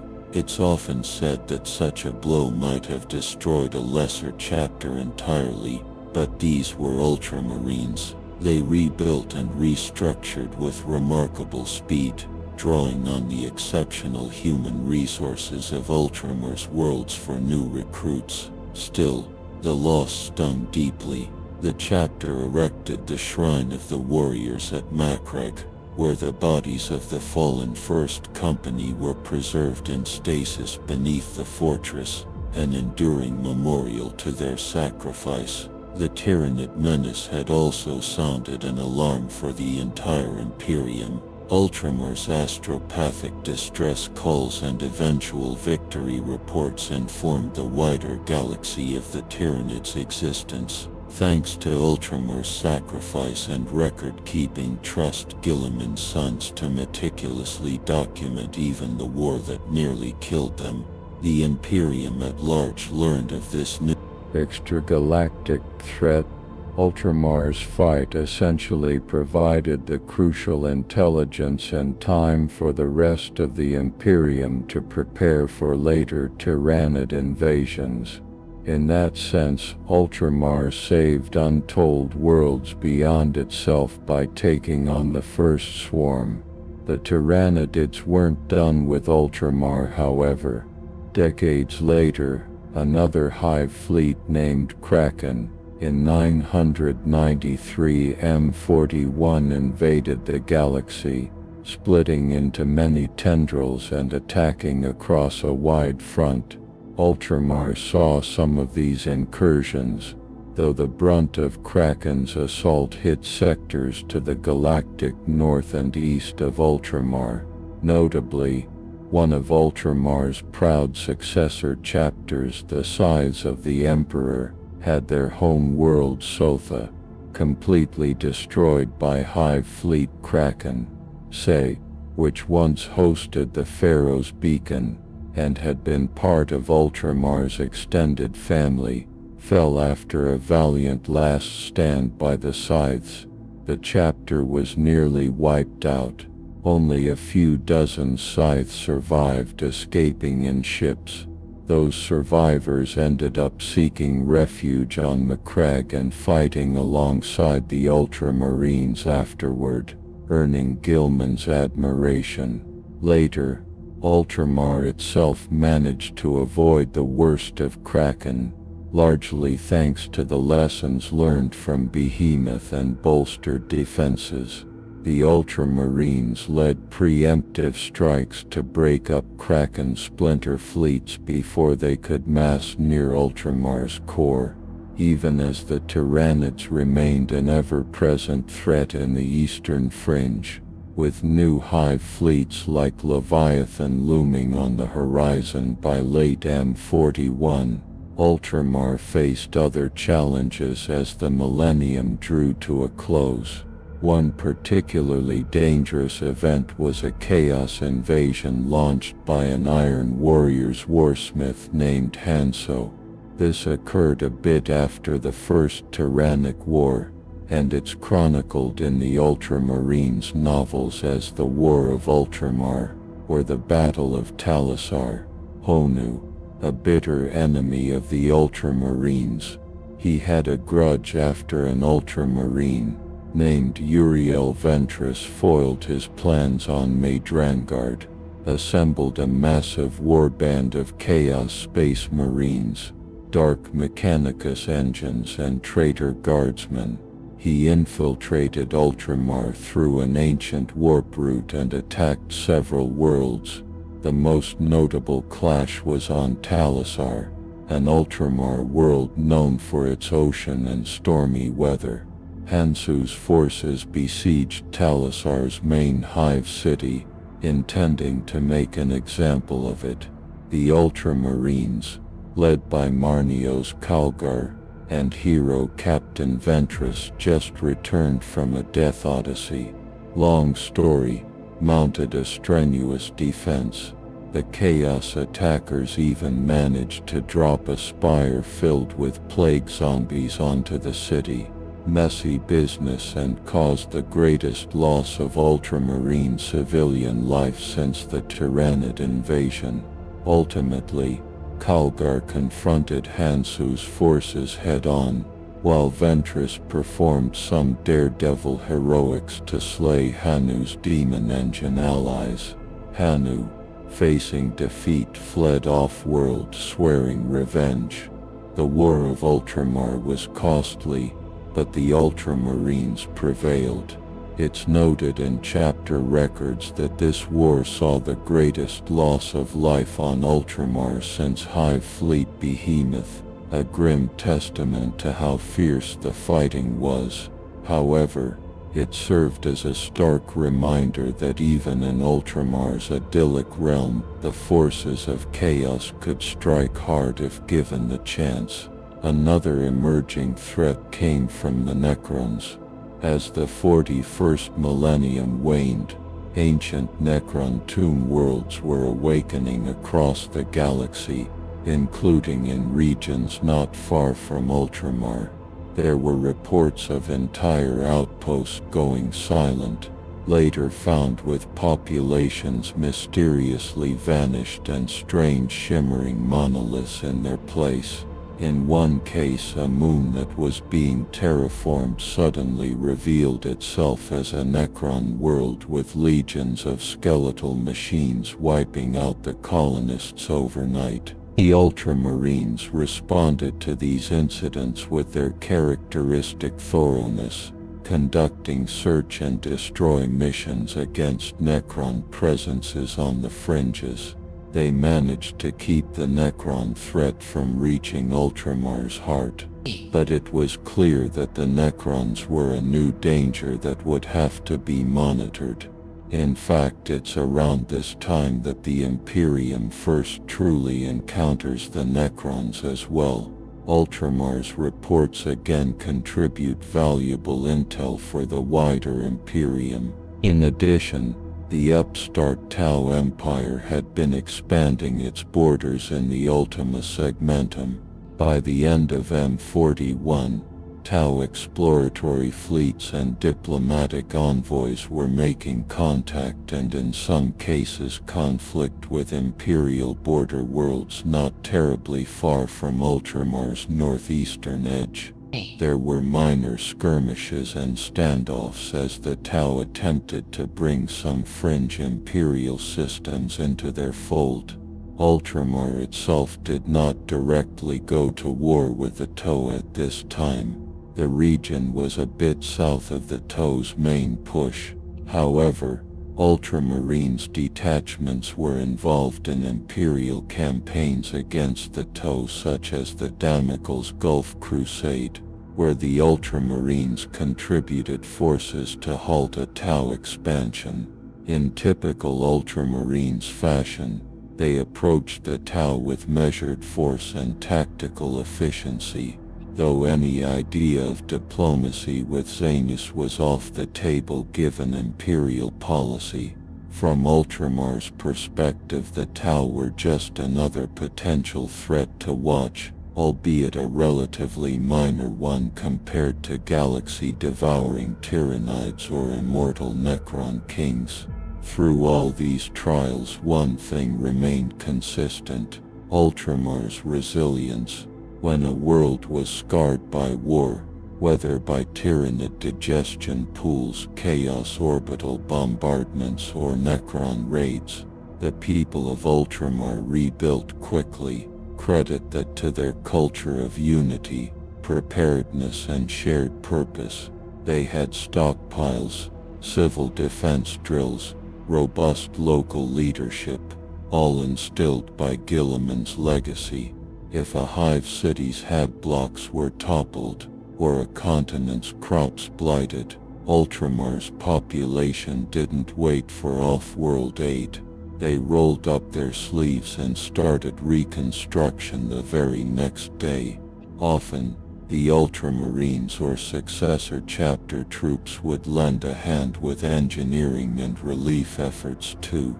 It said Ultramar's worlds recovered in a few years from damage that would leave other Imperial planets crippled for decades. Where others might see despair, Ultramar saw a problem to solve together. By the dawn of the year 999-941, Ultramar had endured one of its hardest centuries. It had lost tens of thousands of souls. It had even lost an entire world. Prandium's skeleton in orbit was a constant reminder. And yet, Ultramar stood unbroken, bloodied but unbowed. Maros Kalgar, now a legendary chapter master in his own right, governed Ultramar as its lord and the chapter master of the Ultramarines. The realm still shone brightly relative to the rest of the faltering Imperium. Refugees from less stable sectors even fled to Ultramar where possible, hoping to find a safer life under the Ultramarines' protection. Though not all could be accommodated, Ultramar had its limits, but even as 999-41 rolled into early M42, the galaxy's greatest upheaval yet was about to hit. The fall of Cadia, the birth of the Great Rift, and the beginning of what many thought was the Imperium's dying gasp. In this chaos, Ultramar would face a new invasion, one that would bring back an old foe, and paradoxically, a long-lost hero. Chaos was coming for Ultramar once more, but fate had a surprise in store. The realm of Ultramar was on the cusp of its most significant transformation since the Horus Heresy. The Avenging Sun was about to return, and with him a new chapter for the 500 worlds. Chapter 8. The Avenging Sun returns. Ultramar in the year of the Great Rift. The close of M41 saw the galaxy in flames. Abdon, the Despoiler's 13th Black Crusade, reached its awful crescendo. The fortress world of Cadia fell, and in its wake, reality itself was rent asunder. A gigantic warp rift, the Cicatrix Maledictum, the Great Rift, tore across the galaxy, severing it in two. Half the Imperium was plunged into darkness, cut off from the Emperor's guiding light. Though Ultramar lay technically on the light side of the rift, south of the dividing line, it was near its border, and felt the upheaval acutely. Warp storms churned across Ultramar's skies. Demonic incursions flared up on several worlds, and amidst the chaos, the forces of chaos, particularly the servants of Nurgle, launched a major invasion into Ultramar. As the 42nd millennium dawned, Ultramar was under siege by the Death Guard, the traitor legion of Primarch Mortarion, once an ally of Guilliman in the Great Crusade, now a demon prince of Nurgle. Plague and war spread on Ultramar's planets. Amidst this desperation, hope arrived from an unlikely alliance. A tech priest Archmagos, a living saint, and a cadre of Inari, all converging with a plan to revive Ultramar's long-lost Primarch. Archmagos Belisarius Kull had in secret for millennia been developing a suit of armor and biotechnology capable of healing Roboute Guilliman, anticipating the day he might be needed. During the cataclysm of the Great Rift's opening, Kull Saint Celestin, a revered living saint of the Imperial faith, and Elos Emissaria, high priestess of the newly awakened god of the dead, in a travel together to Make. There they fought their way through Nurgle's forces, besieging the Ultramarines' fortress monastery. Prisi was embattled. The Ultramarines under Chapter Master Kulgar were pressed on all sides by pox-ridden Chaos Space Marines and swarms of demons vomiting forth from the warp storms. But the unlikely rescue team reached the Temple of Hera, where Guilliman's stasis-enshrined body had lain in repose for 10,000 years. As Kulgar and his Ultramarines defended the perimeter with desperate strength, Kull installed the new advanced armor, the Armor of Fate, onto Guilliman's motionless form. Irene, wielding arcane power of Inna, channeled a surge of restorative energy. In a moment that was part science, part sorcery, and perhaps part divine miracle, Roboute Guilliman awakened from stasis. Imagine the scene. A Primarch, thought lost to time, opens his eyes. Guilliman rises from the throne in which he was preserved, now clad in shining blue artificer armor, bearing a new glowing power sword that Kull had forged for him.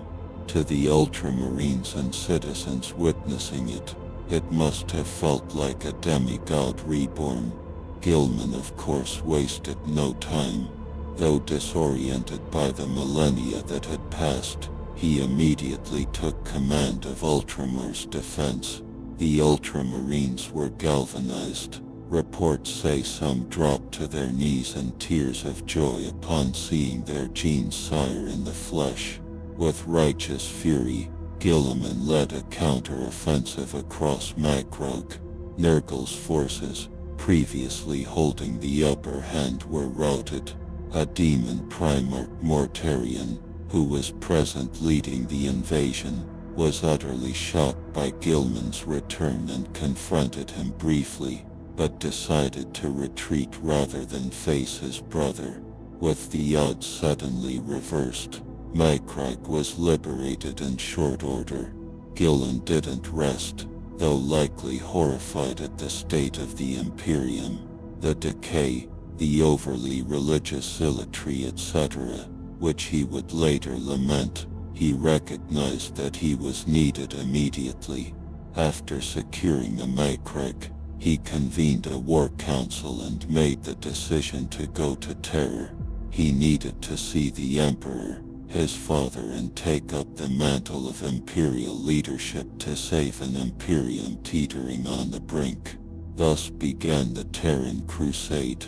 Guilliman, with an entourage of Ultramarines, Imperial survivors, Celestina, and the Eladar allies, carved a path through the warp toward Holy Terra. It was not an easy journey.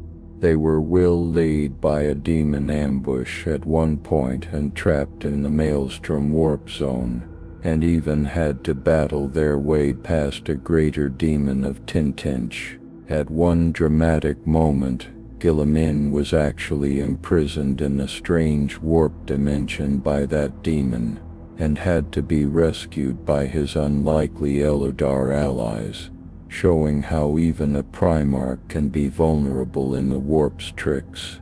But eventually, after much tribulation, Guilliman's crusade fleet broke through to Terra. On Terra, Guilliman became the first loyal Primarch to walk the surface in 10,000 years. He made his way to the Imperial Palace. In a profound, mournful moment, he stood before the Golden Throne and beheld the Emperor, now a silent, withered, yet still powerful psychic presence. Guilliman, who last saw his father hale and commanding on the battlefields of old, was struck with sorrow and outrage at what had become of him, and by extension, what had become of the Imperium. Some accounts say Guilliman shed tears, or felt a surge of shame for not having been there at heresy's end, but in that silent communion, the Emperor perhaps telepathically gave Guilliman his mandate. Shortly after, Guilliman was recognized as the new Lord Commander of the Imperium, a title not seriously used since he held it in the Scouring era. He took up the governance of the Imperium in the Emperor's name, effectively becoming the Imperium's supreme commander and regent. Guilliman wasted no time implementing a grand plan to save the Imperium from the brink. He launched the Indomitus Crusade, a massive Imperium-wide counter-offensive and relief effort. One of his first acts was to unveil Belisarius Kull's secret project, the Primaris Space Marines. These were new enhanced Space Marines, bigger, faster, and engineered with improved gene seed organs that Kull had developed over 10,000 years. With Guilliman's go-ahead before he was put in stasis, Guilliman had tens of thousands of Primaris Marines, awakened from Call's vaults and assigned to bolster the existing chapters and to found entirely new chapters, the Ultima founding. With these fresh forces, plus the rallying of the Imperial Navy and Astra Militarum, the Indomitus Crusade set out to reconquer and reinforce Imperial territories lost or isolated during the Great Rift's opening. For over a standard century, 112 years by one reckoning, Guilliman led fleets and armies across the ravaged Imperium. He personally fought in countless war zones, bringing hope to besieged planets that thought themselves abandoned. Under his leadership, sector capitals were liberated from chaos occupation. Hive fleet incursions were beaten back in places that would surely have fallen, and the light of the Astronomicon was reconnected to far-flung worlds through the creation of the Calixis Beacon Network. It was a whirlwind of activity that gave humanity some breathing room amid the nightmare. Throughout all this, though, Guilliman never forgot Ultramar. How could he? It was his home and pride. After the initial fervor of the Indomitus Crusade, as things stabilized somewhat, his thoughts returned to his realm. Reports reached him that Mortarion was still a looming threat in Ultramar, turning it into a plague-infested battleground. So, after about a century of crusading, Guilliman decided to wrap up the first phase of Indomitus. The crusade officially culminated in the Battle of Rhokkos, where Guilliman's forces won a decisive victory against Chaos fleets. At that victory celebration, Guilliman announced he would return to Ultramar to address unfinished business. Some in the High Lord's Council were apparently nervous he was leaving Terra again, but he appointed capable agents to continue the crusade in his partial absence. When Guilliman came back to Ultramar around 012M42, he found his realm in the throes of the Plague Wars. Mortarion had entrenched himself in the Scourge Stars, a trident of systems in the warp near Ultramar, and was launching waves of disease and corruption across Ultramar. Several Ultramar worlds had been turned into hellish plague zones. Even beloved Ajax, Ultramar's garden world, had been turned into a diseased parody of itself. Nurgle's demons were literally cultivating grotesque organic gardens in its fields. Guilliman essentially arrived just in time for the climactic stage of this war. The Plague Wars were a grinding, nasty conflict unlike any Ultramar had seen. This wasn't just conventional warfare, it was a battle of faith, will, and immune systems as much as of bullets and blades. Mortarion unleashed all of Nurgle's plagues one after another on Ultramar's worlds. Entire cities on worlds like Parmeno and Ardium were quarantined or lost to ghoulifying diseases. The very air turned toxic on some planets full of unnatural spores. The Ultramarines and their allies, now reinforced with Primaris Marines and other chapter brethren, had to both wage war and play frontline medical responder, burning infection sites, distributing antidotes concocted by Kull's tech priests, and so on. Guilliman took command of Ultramar defense personally. He reorganized the war effort, combining veteran Ultramarine companies with newly arrived Primaris formations, and also coordinating with other Imperial forces that had come to help. Numerous successor chapters answered the call to defend their progenitor's realm. The Genesis chapter, Nova Marines, Mortifactors, etc., all sent units or fought alongside the Ultramarines. Even the Grey Knights, elite demon hunters, and elements of the Mechanicus were involved given the demonic nature of the foe. Key battles raged on multiple worlds. One was the Connor System campaign, the subject of a major worldwide Warhammer event, where each planet in the system, Connor, Artium, Drenthal, etc., had to be cleansed of Death Guard forces in turn. Another was on Pythos, an old cursed world from Horus Heresy times where Mortarion attempted to create a permanent warp rift. But the ultimate showdown took place on Ex, the crown jewel of Ultramar's agriculture and once called the Garden of Ultramar for its beauty. Mortarion targeted Ajax for a grand demonstration of Nurgle's power. He wanted to corrupt it into a literal Garden of Nurgle in real space, a perfect spite against Guilliman. On Ajax, Guilliman and Mortarion finally met in personal combat amid plague-choked ruins. It was a scene reminiscent of a twisted version of old myth, the shining hero versus the poisoned demon. Mortarion had prepared a special gift for his brother, a disease called the God Blight, so virulent it was said to be capable of killing even a Primarch or Emperor. During their duel, Mortarion managed to land a strike with his scythe called Silence that infected Guilliman with this God Blight.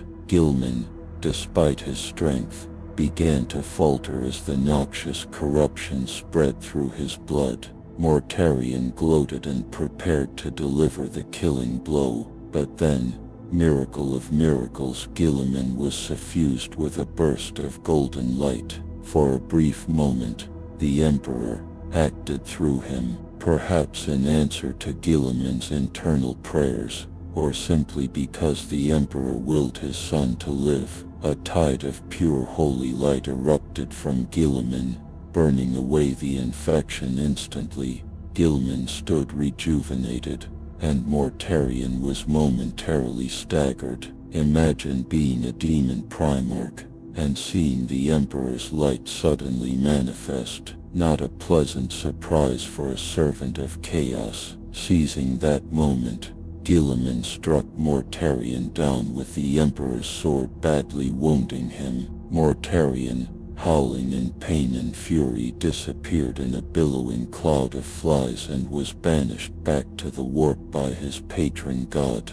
Demon Primarchs, being essentially immortal, don't die easily, but defeat forces them to retreat to the warp for a time. With Mortarion's defeat and withdrawal, the Plague Wars quickly swung in Ultramar's favor. The Death Guard and Nurgle's demons began to lose their footholds or were actively purged from the planets they infested. Yax unfortunately had been so contaminated that it was left a near-death world requiring a massive cleansing effort. Vast swaths of it were quarantined indefinitely, but other worlds like Connor and Parmardo were saved from complete destruction, and their rebuilding commenced almost immediately after the plague clouds cleared. In the wake of this hard-won victory, Guilliman took stock of Ultramar's state and the Imperium's needs. He saw both the devastation wrought and the loyalty of worlds beyond his immediate 11 core that had suffered during the war. Some outlying planets, once part of Ultramar in the ancient days but later independent, had fought valiantly alongside his forces or endured great hardship.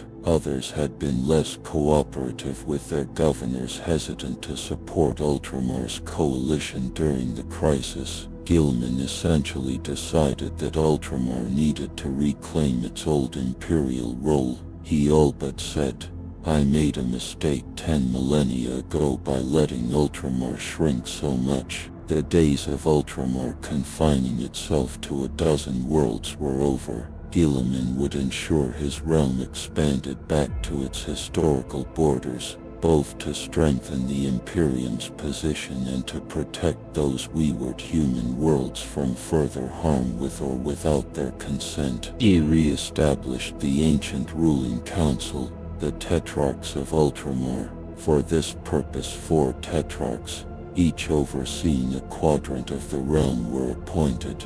These included Severus Agem and first captain of the Ultramarines as Tetrarchs of the North based around the Forge World Connor, Decimus Felix Guilliman's Primus Space Marine Equerry as Tetrarch of the East. That region had been once the Southern League, but since Sar was gone he centered it on the world of Vesper. Captain Balthus of the Doom Eagles chapter as Tetrarch of the West based on the world of Protoss, and Captain Lucian Porton of the Genesis chapter as successor of the Ultramarines as Tetro of the South based around the world of Andermon. Each Tetrarch carried symbols of authority dating back to the Great Crusade, massive square battle standards called the Tetrarch's Mantle, and was charged with bringing their assigned region back under Ultramar's umbrella. Guilliman's message to worlds was clear. Many of them had ancient treaties swearing loyalty to Ultramar from 30,000 days. He expected those to be honored. Some planetary governors readily complied, happy to join the revitalized Ultramar and receive aid and protection. Others tried to play ignorant, claiming they had no record of such treaties or outright refusing, thinking Ultramar had no rightful claim over them after so long. Guilliman, normally patient, had run out of patience for such obstinacy in time of war. To those who resisted he effectively delivered an ultimatum: rejoin Ultramar voluntarily and enjoy its benefits, or be removed by force if necessary. He famously told one delegation of recalcitrant bureaucrats something akin to "submit or face my righteous vengeance." Ultimately, most worlds saw the writing on the wall and rejoined peacefully, their local leaders adjusting to Guilliman's direct oversight. One imagines more than a few previously corrupt officials were quietly replaced with more virtuous ones in the process. A handful that truly defied him were made examples of. Guilliman sent Space Marines to topple the regimes and install new governors who understood the value of unity. It was a harsher side of Guilliman, but one in line with the ethos that the time for half measures was over. Humanity had to be united to weather the storm of chaos. To defend this burgeoning realm, Guilliman greatly augmented Ultramar's military strength. He permanently stationed 8 newly founded Primaris Space Marine chapters in Ultramar. These are sometimes called the Shield Chapters of Ultramar. All were descended from the Ultramarines gene line, and each was given a home world within Ultramar's boundaries. Notable among them, the Avenging Sons, peers of Ultramar, Nova Marines, Genesis Chapter, which was already there, Doom Eagles, likewise their Tetrarch returned to help, Silver Skulls, Sons of Orar, and one enigmatically called the Aquilan Shield, also referred to as the Brotherhood of the Aquila in some sources. Additionally, Guilliman reintegrated the sides of the Emperor, the nearly destroyed successor chapter, by providing them with Primaris reinforcements and a new home world in Ultramar, effectively reviving the chapter along with the Ultramarines themselves.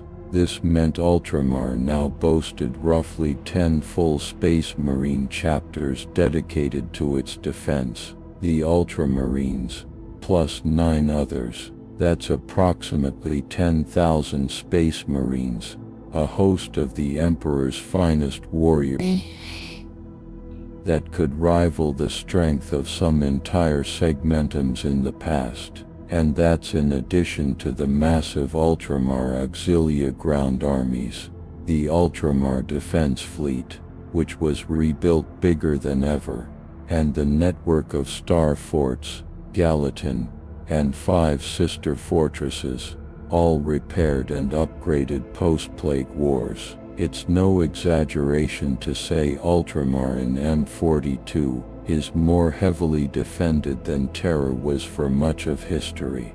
By the current time, early to mid-42nd millennium, Ultramar has thus been reborn in a sense. It is no longer just 11 worlds pretending to represent 500. It is actively expanding to reclaim those hundreds of worlds. In fact, the realm now spans roughly 3/4 of its pre-heresy expanse and growing. Guilliman is cautious not to overextend. Expansion is measured and strategic, fortifying each system as it's brought back into the fold. But he's determined.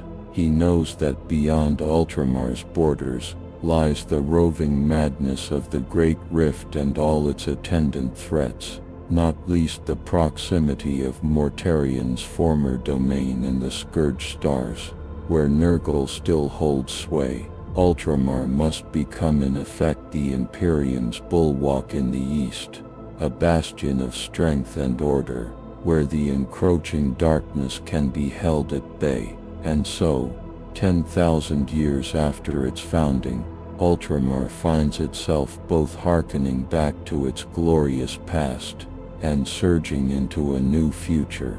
The Primarch is in command once more, older, perhaps wiser, definitely carrying the weight of the Imperium on his shoulders, but physically present on Makra's throne. Nonetheless, the 500 Worlds banner flies again on planets where it had not been seen in millennia. Factories are churning, shipyards launching new fleets for the Imperium's cause. The people of Ultramar, after enduring so much, now look up and see the avenging sun's guiding light blazing anew. In the next and final section, we'll take a look at what all this means for Ultramar today and going forward. The state of the 500 worlds in this post-Indumus Dark Imperium era, and their role in the ongoing battles of the 42nd millennium. Chapter 9. Ultramar's future 500 worlds and beyond. Ultramar, as of the present day, late 41st, early 42nd millennium, stands as a shining exception and a linchpin of humanity's fight for survival. It is once again a vast domain, not yet fully back to all 500 worlds of legend, but well on its way. The term 500 worlds no longer feels like a dusty historical nickname. It's an active mission under Guilliman's direction. Every few months, another world is brought back into the fold, either by diplomatic oath or, if necessary, by the persuasive argument of Space Marine bolters. The Ultramaran reclamation, as some call it, is ongoing, and it has given the Imperium something it had been sorely lacking: momentum and hope. One front of this campaign has recently drawn much attention: the war against a Necron threat in Ultramar's eastern expanse, specifically around a world called Vespor. Leading the charge there is Captain Demetrios, aka Master of the Watch, Titus of the Ultramarine Second Company. A name that might ring a bell, as Captain Titus was once famed for battling orcs and chaos on Gria in the Space Marine video game lore, and has now been reintroduced to the setting as a freshly promoted Primaris officer. In this so-called 500 Worlds campaign, Titus and his forces battle the Necron overlord Necrosor Imitar, who has awoken with designs to eradicate all life across Ultramar's frontier. The Necrons have transformed parts of the Vespor system into killing fields, unleashing legions of undying machines. Titus's Second Company, supported by elements of other SHIELD chapters, is currently locked in a desperate struggle on the Vesper front, one of the key battlegrounds of Guilliman's grand re-expansion. It's a brutal war of attrition and cat and mouse in tunnels and tomb complexes. Even other Necrons fear this particular Necron ruler, A meteor is said to be the origin of the destroyer curse among Necrons, an utterly nihilistic engine of slaughter.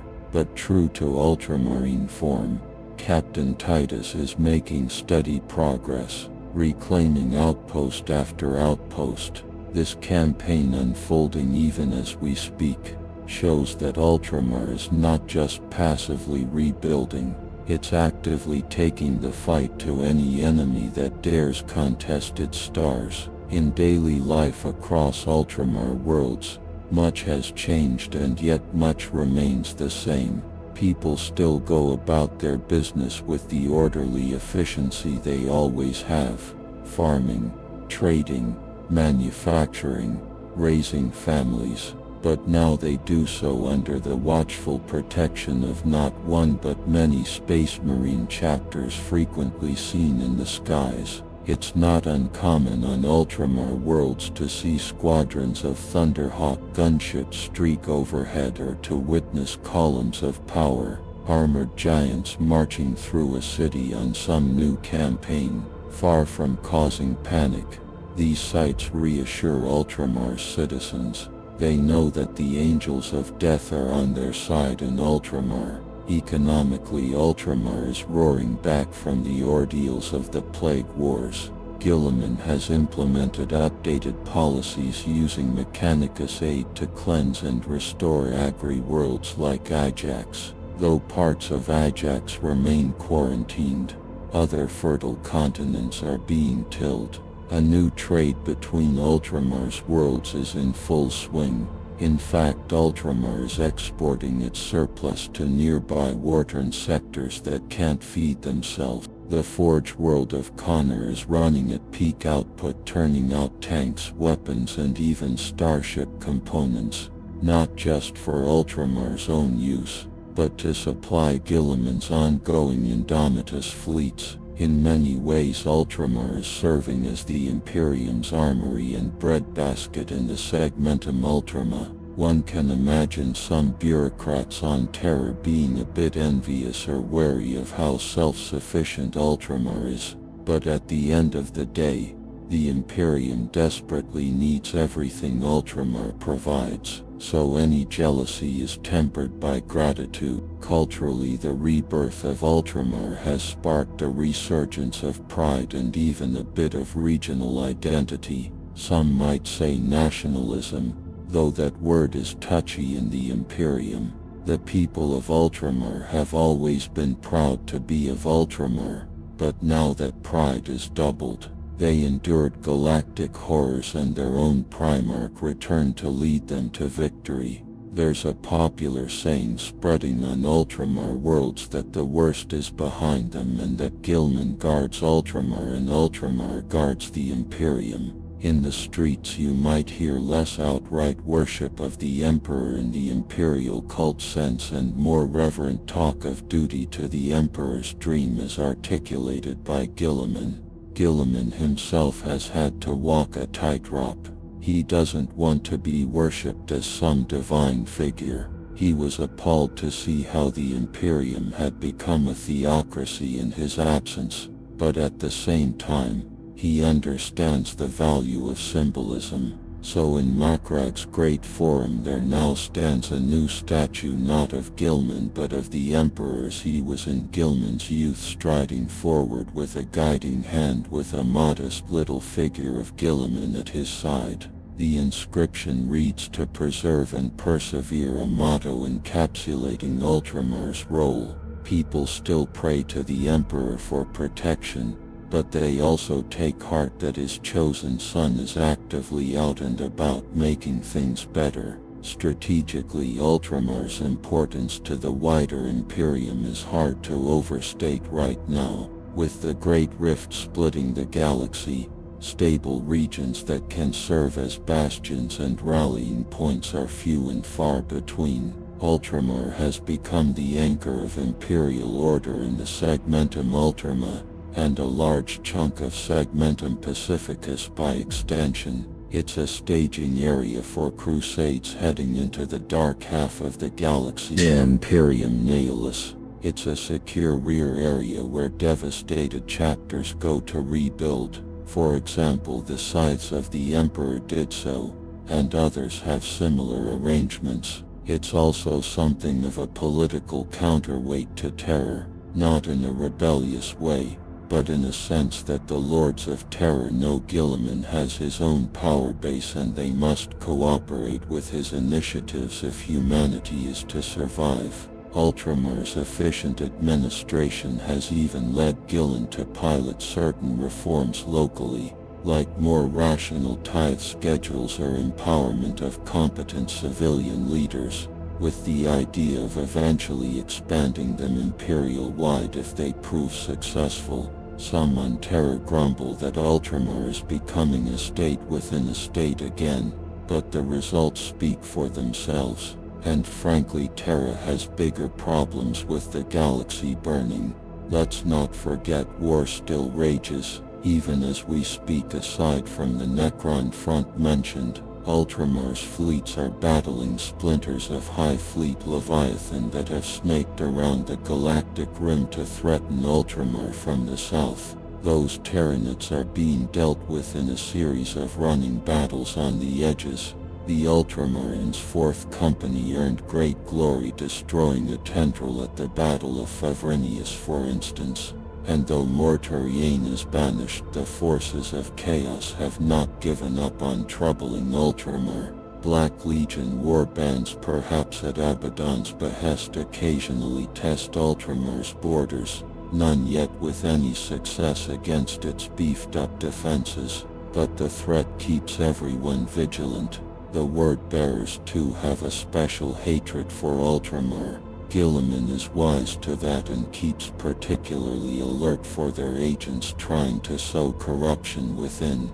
Ultimately, what is Ultramar today? It's the legacy of a Primarch's vision reborn anew. It's a realm that has been to hell and back yet still manages to function, even thrive in defiance of everything the grimdark galaxy throws at it. It's a beacon of how the Imperium could be orderly, prosperous, well defended, if only there were more Guillimans and 10,000 years of stability to go around. For the average Imperial citizen, life is still hard.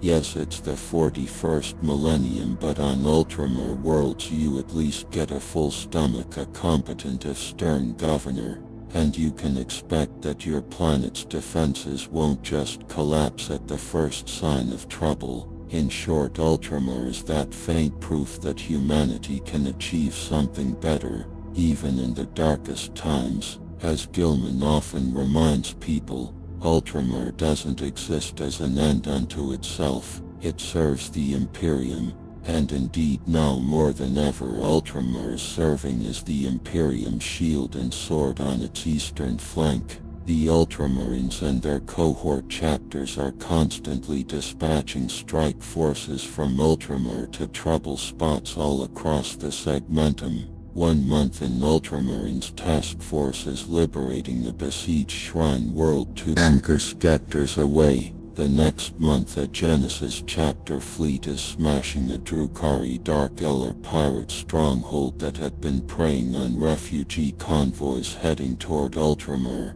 Ultramar isn't isolationist, it's arguably more engaged with the wider Imperium's defense than it ever was. In closing, Ultramar Saga shows us that even in a grim dark future of unending war there can be pockets of light and hope. The realm's very existence is a rebuke to those who say the Imperium cannot change or that humanity is doomed to endless decay.